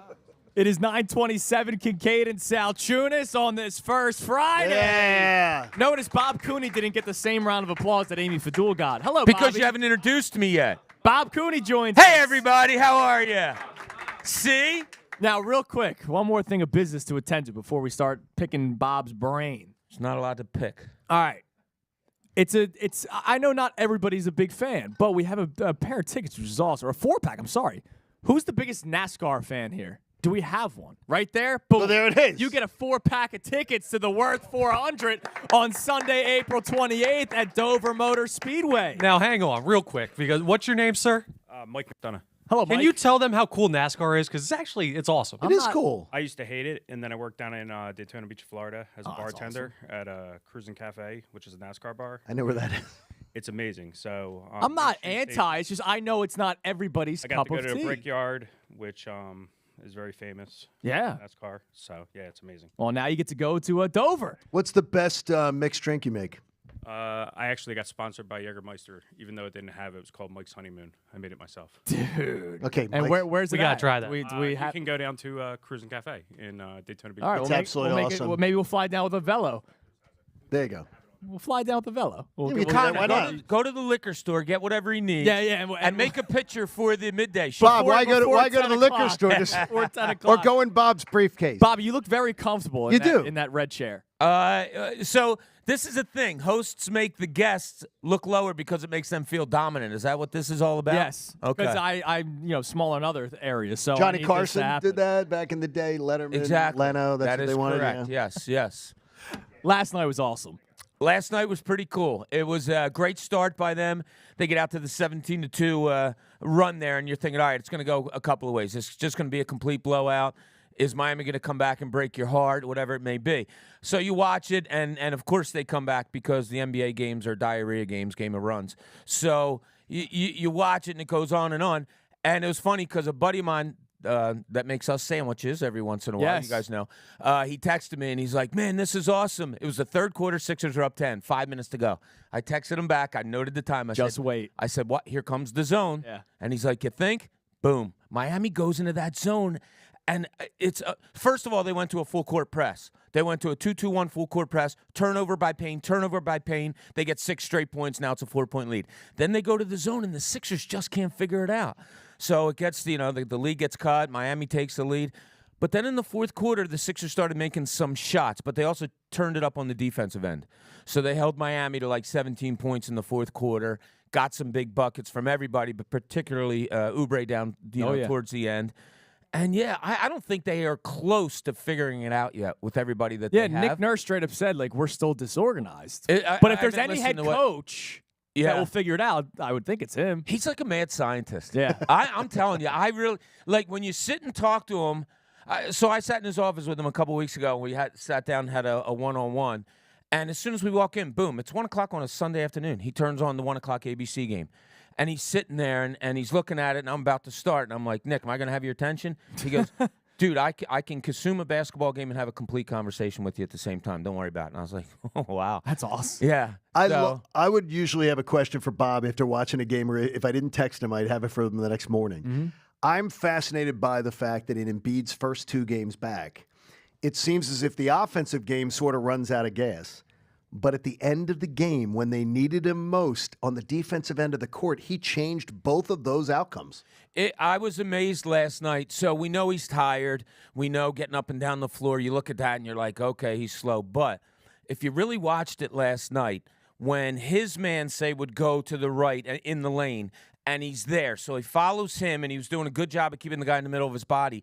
The next pass, when somebody was coming down the lane, his foot movement was super quick and good getting over to the other side of the lane. His closeout in small areas, which is something that I think comes with time when you're a little bit rusty, it's there. Yeah. And I was really impressed with that with him last night. His touch is all there. Where the hell did the floater come from? That floater, and the other one with the foul and one. I'll tell you what. Here's how unbelievably skilled this guy is. So when he was out with an injury, believe it or not, he was out with an injury. It was one of the years I was covering the team. And he and I were sitting on the side, and I was talking about something. And he said, yeah, I started watching some video of Dirk Nowitzki. And I said, oh, really? Did you watch him play a lot? He goes, no, but I think I could copy one of his moves. So we get done practice, and I'm, doing interviews or whatever, and he goes out on the floor, and he grabs the ball. Now he's injured, but he's close to coming back. So he's like, watch this. And he does like the one-footed fadeaway, Dirk Nowitzki. And I'm like, oh, my God, this guy's nailing 18-footers imitating video that he watched. That's how skilled he is. It wouldn't surprise me if during his timeout this time he picked something up. He watched somebody. It might have been might have been a women's basketball player that he watched and, oh, I want to try to do that. And so now he comes out on the court and he's doing it. Like, that's how skilled this guy is. It was it's horrible, isn't it, It Mark? was Trae Young and who was it in the Hawks series, in that playoff series? Oh, and and John Collins. That was doing those floaters. Oh, yeah, absolutely. It was a play that killed him, and Embiid was on the back end of that an awful lot of time. So do players tend to be the ones who add to their repertoire, or do coaching staffs work with the players to develop things for the repertoire? I think players try it mostly. You know what a guy has, right? So he comes into an NBA, you have an NBA skill set. Like Amy was talking about T.J. McConnell to go to the lower level. Like his NBA skill set was just he was a bug, and he was everywhere, and he would kill Connor in a one-on-one game. But we'll see. Good that you mentioned that. But, yeah, Joel Embiid is just different where, he sits and watches video. Oh, I can do that. And he comes out and he does it. Like, I'll tell this story, and I've told it on the air. I don't know if you guys have heard it. So early on, before Embiid even took the floor, I think it was his second year when he was still out with the injury, he and I are sitting on a table on the side of the court. Practice is over, but guys are still playing. And I guess I was waiting to talk to the coach, whatever it was. He's sitting there, and he has a basketball, and he's doing soccer moves. Boom, boom, knee, foot, ball's never hitting the ground. So I'm just sitting there watching. I'm like, holy crap. Like, this guy's, really, talented. So he's doing that. The ball, all of a sudden you hear ball, and you look over, here comes a ball whizzing over towards us from the guys that were playing. He catches it, throws it back, and never, ever lost what he was doing with his feet with the ball. I'm like, what is going on And he's 7'2". He's 7'2". That's amazing. Yeah, and at the time was probably about 350 because he was all into his eating poorly then. Right, he was the Shirley Temples. Yeah. So Bobby, you and John have basically thought, all right, it's going to be a play-in seed that they finish at. Has that changed for you? Because now all of a sudden you're a game out. A little bit. Yeah. I don't know. Like, how do you use Embiid here now going out? And last night he looked really good. He did. And I'm talking wind. I'm talking the way he played, the way. So the process now is you want to get him to use. You want to get to using him the way you used him before he got hurt. That's a full first quarter. Then it's sitting him for the first 5 or 6 minutes of the second quarter, and then playing him the rest of that full third. And then you look at the fourth. They haven't used him the full first quarter yet. So I think Nick Nurse wants to get there, to get to the 36 minutes, whatever it's going to be in the playoffs. So you haven't done that yet, but it's getting close. So do you try to do that Saturday night, tomorrow night against Memphis? Do you give him a rest against Memphis and go with them against San Antonio? I don't think he's going to play. What do they have left, 5? They have 6 games. I'm sorry, 5 games left. This is the back-to-back, though. I'm thinking he plays 3 maybe. And pending, if you get to that last game and you need it and you need somebody else to lose or 2 teams to lose to go up to 6, I think you just settle in and say, okay, where are we with Joel Embiid? Right. Does he need to play today?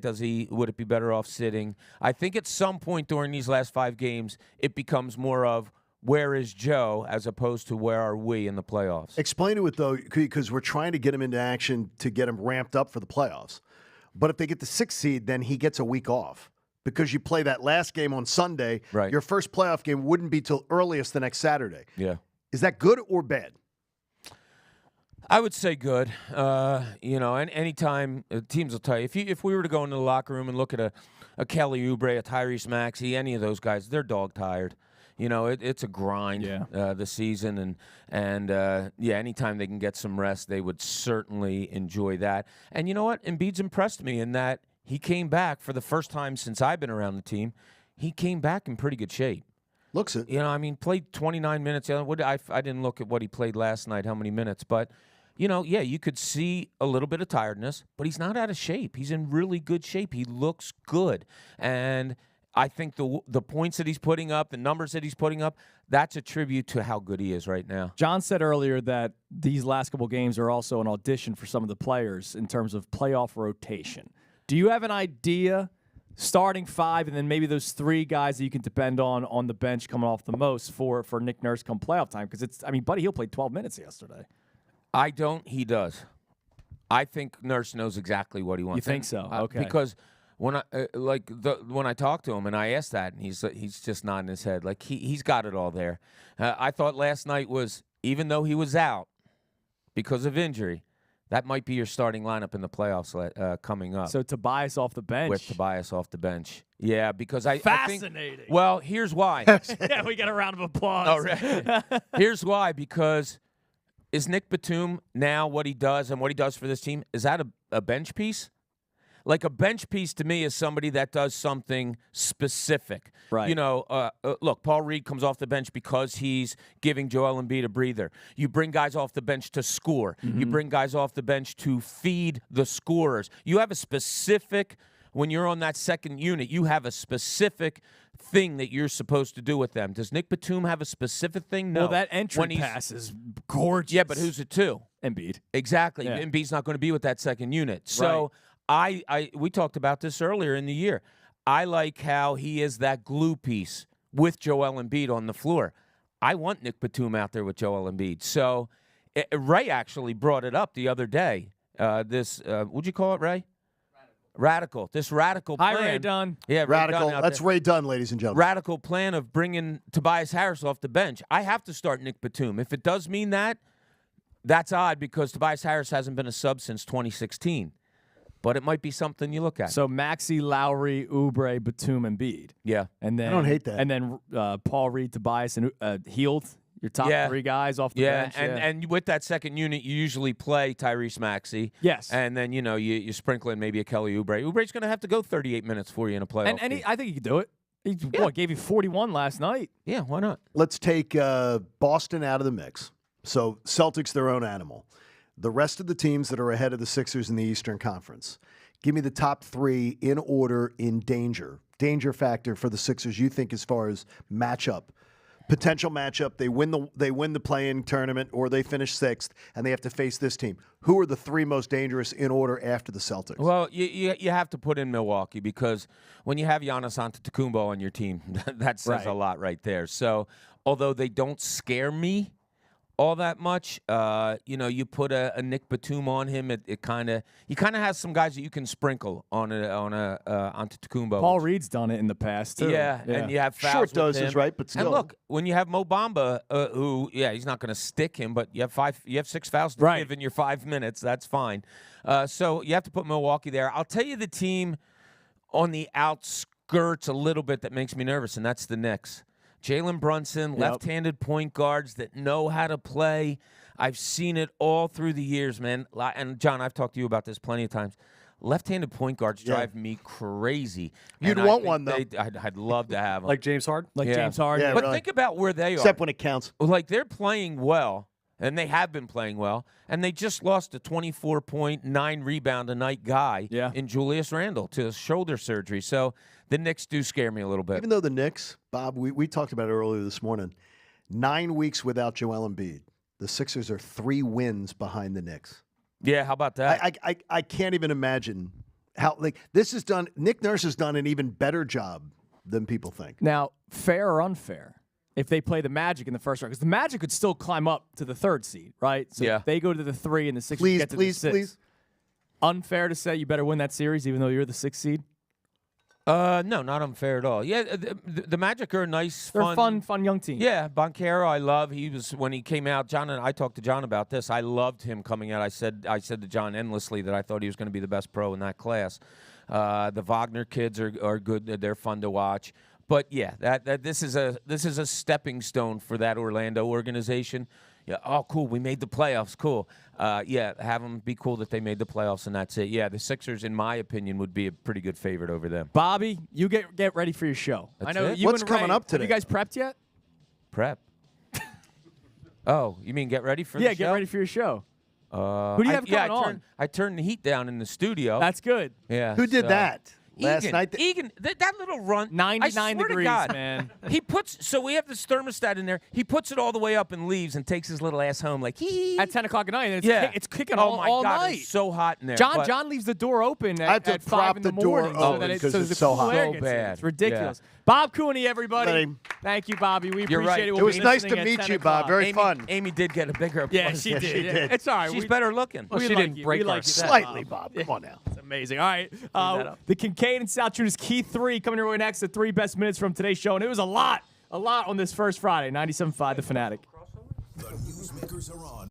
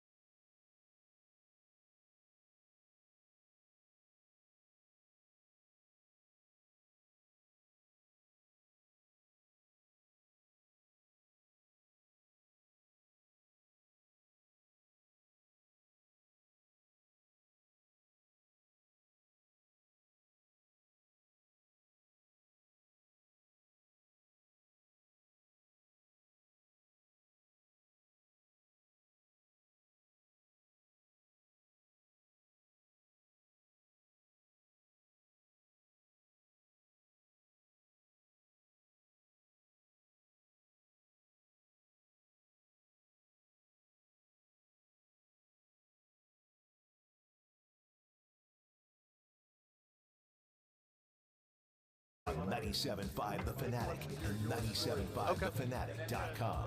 It is 9:47. Kincade and Salciunas on this first Friday. It's been a lot of fun today, Johnny. A lot of fun. It Are you has allowed to been clap fun. for yourself? I was clapping for you. You're talking. I'm going to call you out on it. You You're clap for talking, yourself. so I'm clapping for you. Thank you. I appreciate it. If I was talking and you were clapping, you'd be clapping for me. So are you guys going to clap every time each other talks for the rest of it? No. Yeah. I'm expecting this Monday. No. Next week on show, We'll clap for each other? number 16, man. We'll clap for each other. All right, it's time now for the Kincade and Salciunas Key 3. Maybe. There it is. The Kincade and Salciunas Key 3. Today's best. You wake up this morning. That's subjective when we say that. Yes. 1 game out of 7. Yeah, I mean, they could actually play their way out of the play-in tournament as long as things work out, with what the Heat and the Pacers are doing in their games. They have much more difficult schedules in the next couple of nights, whereas the Sixers, like you said, 3 straight winnable games. They should handle their business. I think last year, and this is no knock, I think last year under Doc Rivers they lose. The Oreo milk. Oh, absolutely. Well, no, make it a knock. I'm not blaming Doc. I'm not blaming Doc for it. But he's a terrible in-game coach. So here's the thing. You talk about the counterpunch, right? We have seen Sixers teams cripple once the Heat or any team go on a run like that. That's Fadool. Amy, good morning. Thanks for coming with us. Thanks for having me. I love it over here. First Friday. Phillies will drop one that's going to piss us off. Basketball people. When you hear them talk about Nick Nurse, that's 5. What do you hear about what they cheers per go? The adjustments, the in-game adjustments, the ebb and the flow of the game, reading the game rather than reading We'll discuss. a script, for lack of a better expression. When he won with the Raptors, that entire team had played together 50 minutes before they started, which is a crazy thing. So he doesn't care if he played 1 game together, 5 games together, 82 games together. The standard is the standard, to quote Jalen Hurts, for him, and I think he keeps it there because he doesn't want to have any lapse. And you're talking about another difference between another coach. I think other coaches might be, it's okay, he's just coming back type of thing. Nick Nurse is like, no, this is what we do, this is how we roll, and we're sticking to it. And to me, that is one of the most promising things. That's what I want to see. In the playoffs, with Nick Nurse calling. If you could avoid Boston till the conference finals, I would have no problem thinking that the Sixers can get there. It's just a matter of who do you match up with, and does everybody stay? See, this is making me happy. He's just saying I'm getting a little excited. John Kincade this morning. Everybody's talking about Devontae Smith. I have not heard one, including McLean, McManus, saying you're not looking for the Mailata extension. It's all been about Devontae Smith. I look at this as really good news, though, because this tells me with the cap space available, All right, how much time there, Brendan? they can still swing the Smith extension under it. This tells me that they've done the math, and we can afford to do Mailata, and we can still get Devontae Smith. Now, the reason why, back to my lot of things, why I say I'm not surprised, it's not because somebody's been reporting it. It's the Eagles take care of their trenches. Yeah, but it came out of left field. Nobody was calling for this. This wasn't even on anyone's radar. No, but I'm just saying, all right. I love it. So they're setting up their look, at some point Lane Johnson's going to be gone, right? So you want to have one of your mainstay tackles, and that's Jordan Mailata over the last couple of years, to be ready to go to that next era. You already lost Jason Kelsey, right? Isaac Seumalo 2 years ago. Like, the guys that have been here are starting to make their way out. Lane Johnson will be gone eventually. Hopefully for a couple more years he'll still be here. But now you have two. I'm just not surprised that they gave him an which is great. extension. Now your left side line is set, and hopefully Cam Jurgens can be that Jason Kelsey moving forward. Not as good, hopefully as good, but we're not expecting that. Nobody should put that tag on him. But your left side of the line is set right now.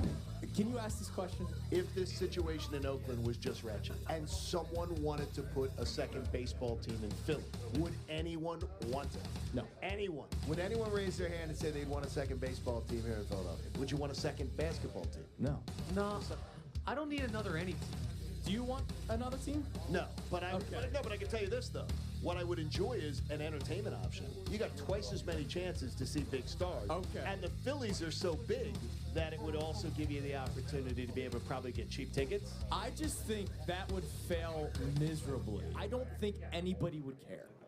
All right, that's the Kincade and Salciunas Key 3, the 3 best minutes from today's show on this first Friday. Now, before we get out of here, you ran a question by us. Yeah, I would have given it to Bet Parks, but they have not asked me for it to set a parlay of the day. But if I said make it the Kincade and Salciunas play of the day, we'll review it on Monday. Sixers play twice, Flyers play twice, and there are then 3 Phillies games. So that gives you 7 chances to win this weekend. Over-under set at 5.5 wins. I take the under, but at 5. You take the under at 5. I think the Phillies will drop one game that's going to drive us nuts. So do I. The Flyers will drop one game. I think I'm going to go this. I'm going to go Sixers sweep. Flyers win. Phillies win 2. And the Flyers get 3 points, but still they'll only 1 win. But I think it's going to be a 6-1 weekend. Phillies are sweeping the Nationals. 6-2. Yeah, you're very testy about this. Pretty comfortable. You they're should. Figure You this should out. be. They stink. They do stink. They flat out stink. But Patrick Corbin's going to get shelled tonight. Yes. That's why I already bet the over was like we predicted this morning. I'm pulling up my Bet Parks app at 5:40 in the morning, and like the lights are going degenerate, and but we were thinking 9.5, 10.5 for the over under. It was 8.5. I went over. I wonder if they think that Nola shuts down that offense, though. That's why I told you to take team total. I will also bet the over of Nola strikeouts. Okay. Which 6.5. Yeah, I think that's a good. Yeah, I think he's going to tune him up. And I have the Sixers sweeping, which means Flyers are making me a little nervous. So are you taking the over or the under? I'm taking the under. All right, over or under? No Flyers. Thumbs up, thumbs over, down. Under. A couple over. We're like in the middle. No, looks really in the middle. We're kind of split. And Looks I go really under, in the but I middle. go That's a 5. good line. Like Yeah, 5's and good. 2 5's a weekends, good pretty number. good. 5's a good number. All right. Hey, support life-saving cancer research. I am living proof that the American Association for Cancer Research and Cancer Research saves lives, and our generous partner, Pump Man Philly, is proud to make a donation today. You can do it yourself, too, at 975thefanatic.com/AACR. I do tell you, cancer research saves lives. We want to thank all of you who came by today. Thank you so much. A round of applause to you guys for coming out. And this was our first Friday together. We'll have another one. It's a lot of fun, isn't it? So if you were, it was a blast. So if you were listening and you want to get involved, make sure as we get closer to next month, 975thefanatic.com will be your chance to get in. It was a lot of fun. Week number 3 in the books, my man. 15 shows down, and we still haven't killed each other yet. Well, That's the good. over-under that was set by Bet Parks was 17.5 shows. Oh, so we're getting pretty close. I hope you guys. I think we're took the making it. overs. I think we're going to make it. I bet I hedge, though. By the way, one more mention, because next week we'll give our first winners of the Avello competition. If you do not join the Avello Airlines contest on the contest page at 97.5 The Fanatic, you're crazy. You're just being lazy if you There are going to don't. be 12 winners. Nominate someone you love, someone you care for, someone you respect. It's worth it. And you can do that on the contest page, 975thefanatic.com. Everybody have a great, great weekend. Bob Cooney, Midday Show, coming your way next right here, 90.